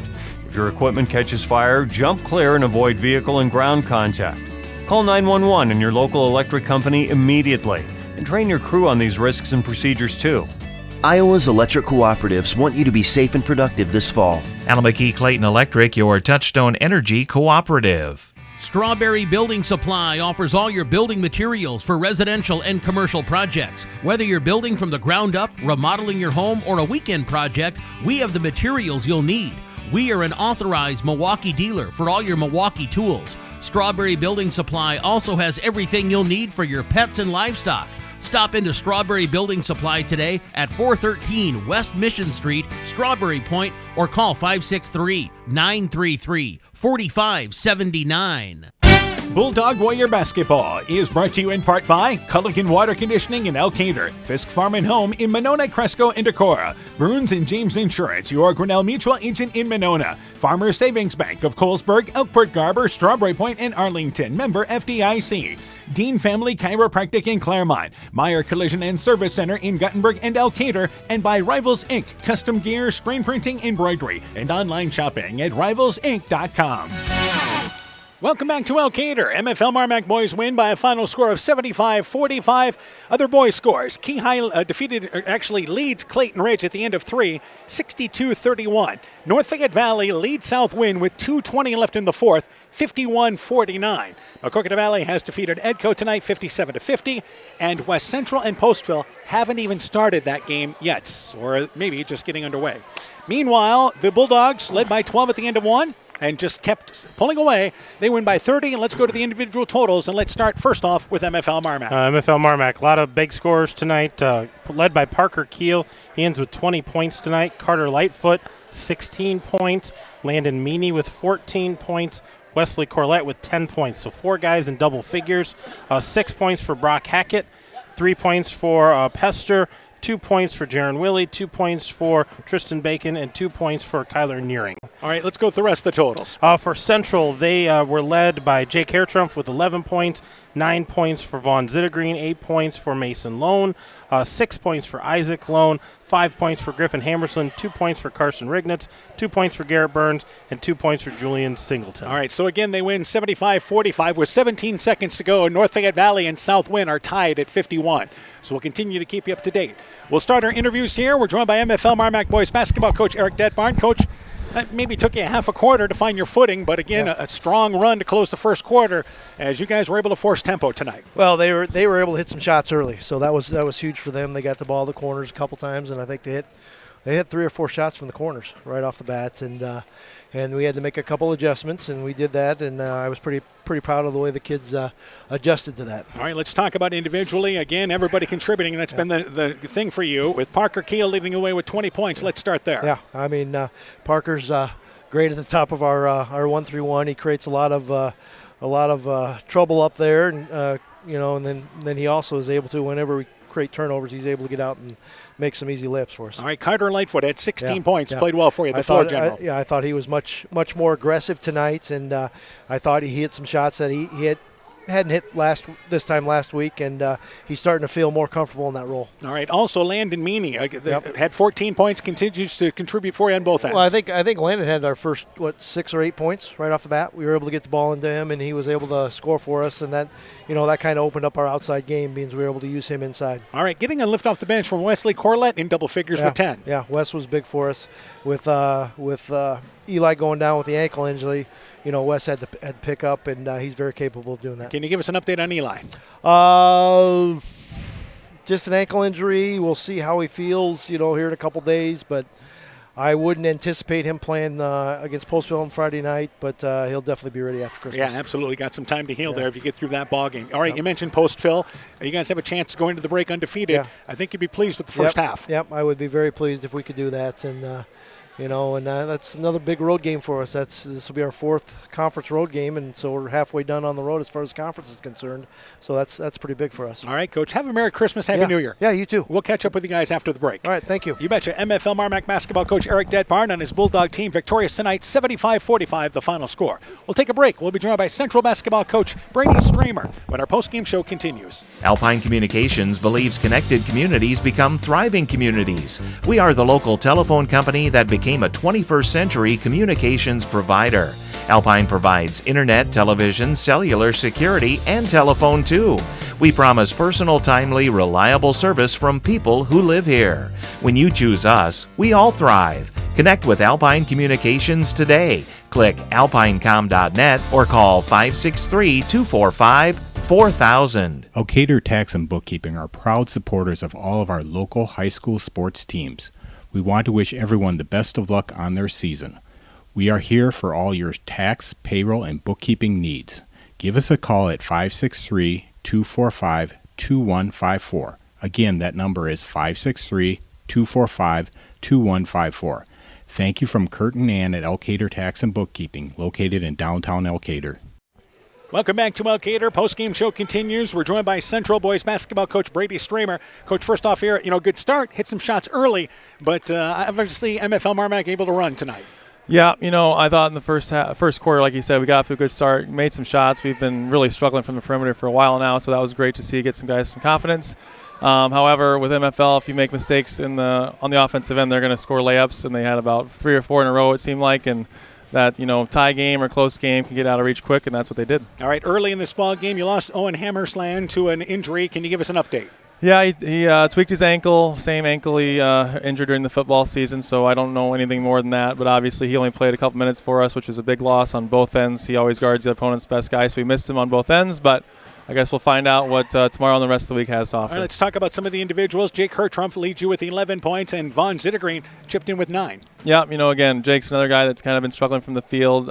Nice to see him get some shots to go in. I thought he rebounded the ball pretty well overall as well. And then Vaughn really did a great job in the middle on our offense against their zone, just relocating, using pump fakes, attacking the glass. I felt like for the first half, for the most part, we were very perimeter-oriented, didn't really want to attack the rim. He did a good job in the second half of getting us some looks closer to the hoop. All right, Mason Lone and also Griffin Hammersline, a couple of freshmen combined for 13 points. Yep, those guys, they're fearless as freshmen. They accept any challenge on both ends. Once Owen went down, those two took the job of guarding their best guard, Parker Keel. And then again on the offensive end, they got to handle the ball for us as well. And if Owen misses a game or more, they're just going to have a bigger role moving forward. All right, you mentioned in this ball game coming in, turnovers were a concern, and 20 tonight, but again, you'd like to have that number a little lower. Yeah, I don't know what the splits were, but I thought the second half was a lot cleaner. And that's correct by the numbers. Yep. So first half, like I said, it just seemed like midway through the second quarter, we just kind of got out of rhythm. They were playing at their pace. We didn't really control tempo at all.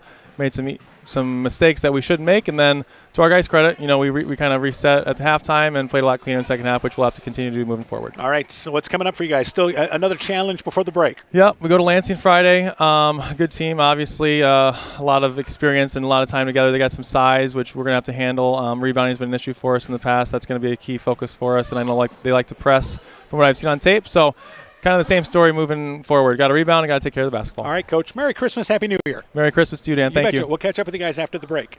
Central basketball coach Brady Stramer talking things over about his Warrior team. They dropped that decision tonight, 75-45. North Fayette Valley and South Wind boys are going overtime right now. So that was tied at 51 late. They are now going overtime. We'll wrap things up when our postgame concludes after this. Hey, Justin Birdnow here from Birdnow Chevrolet in Monona. I want to take a moment to wish all the local athletes good luck. Walk on. Call 563-568-2301 to place your order today. Life's better with American Family Insurance.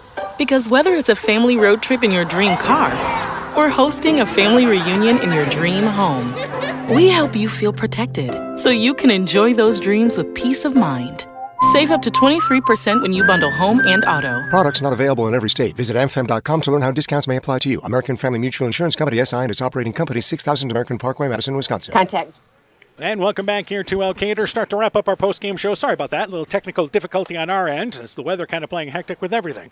So again, our final score tonight, MFL MarMac wins 75-45 in our boys game. Let's go through the girls' finals. MFL MarMac defeated Central 55-26. Keyhigh over Clayton Ridge 61-22. North Fayette Valley beat South Wind 53-36. West Central beat Postville 59-53. McCrooked Valley over Edco 59-43. Starmont beat Springville beat Starmont 71-26. Coach, let's get your thoughts on our girls' game tonight. I think the Bulldogs really showed what they can do defensively tonight. They were solid in the half court, solid in full court. Girls off the bench just played really, really well defensively and then just continue to do what they do offensively. I thought Central did a nice job on that box and one, try to isolate Wickner, but other girls stepped up for the Bulldogs and knocked down shots. Central showed their youth tonight. They just weren't able to get shots, weren't able to get into rhythm. I thought when they ran their offense and got a shot, it was a good shot, but some turnovers and, just struggling to score offensively. Their youth showed. Yeah, with a young team, you're going to see some steps forward. Like we said, they looked good against North Fayette Valley and have certainly shown flashes of being a solid team. But tonight it was MFL MarMac which really did it defensively. Our boys' final tonight. Bulldogs win 75-45. Keyhigh leads Clayton Ridge 62-31 at the end of 3. North Fayette Valley and South Wind are in overtime. West Central and Postville just getting going. Going to be a fun night there, isn't it? McCrooked Valley over Edco 57-50. Probably semester tests going on this week too, so let's schedule more quads. Oh, yeah, absolutely. Let's get your thoughts now on our game tonight. Boys game, I thought Central, their game plan that first quarter, try to run with them, and I think they hit some shots, which kept them in that ball game. But when they cooled off and MFL continued, to get those runouts and to get those open looks, and they shot the ball tremendously well, close to 50% tonight. It's hard to beat a team when they're shooting that high of a percentage. And again, you talk about Central's youth. They had young guys, and they had to kind of regroup when Owen Hammerslin went down. They're going to get better. They're going to continue to improve, and I said their best basketball is always in front of them. They're going to get better as the year goes on and give some people some fits. They got another tough test. They played Edco last night, MFL MarMac tonight. They got to go to Keyhigh on Friday, so it's not an easy week for those boys. And again, having to run up and down the court, and that's what MFL MarMac loves, is they run by Central tonight, 75-45. Bulldogs with a win at Postville would head into the break with an undefeated record. They're off to a great start and own a conference win against South Wind already. So they will have to face North Fayette Valley after the break, which we'll be there for, plus Keyhigh twice. They've got North Fayette Valley twice. That Iowa Conference boys race is going to be fun. It's going to be interesting. Somebody's going to come out of that with the win, and I don't think they're going to be undefeated. They're going to have a loss or two and still win the conference. All right, so our next broadcast, we'll actually head over to the Tri-Rivers Conference. We'll close the first half of the season with Starmont and Edco Friday night. Our Chalk Talk begins at 5:45. Girls game time at 6:15 with the boys game to follow right here on KCTN FM 100, also on KCTN.com and on the KCTN YouTube channel. We'll see you Friday night, Coach. We'll be there. For once again, Coach Hammond, I'm Dan Behrens. My thanks to Trayton Moyle for running our camera tonight. Did a great job. Trayton Moyle for running the camera. Also thanks to Ty Keenan for running our studio show. For a complete recap of tonight's ball game, highlights, scores, and more, go to KCTN.com, click in the Sports tab. This has been a presentation of KCTN FM 100 Sports. Being good at life means getting your finances together so you can focus on the moments that matter most. With over 175 years of expertise, New York Life Insurance Company provides you with benefits you can enjoy while you're, living. So give your local agents, Andrew Reimer or Troy Springer in both Guttenberg and Monona, a call. You can reach Andy or Troy at 563-252-2471. That's 563-252-2471.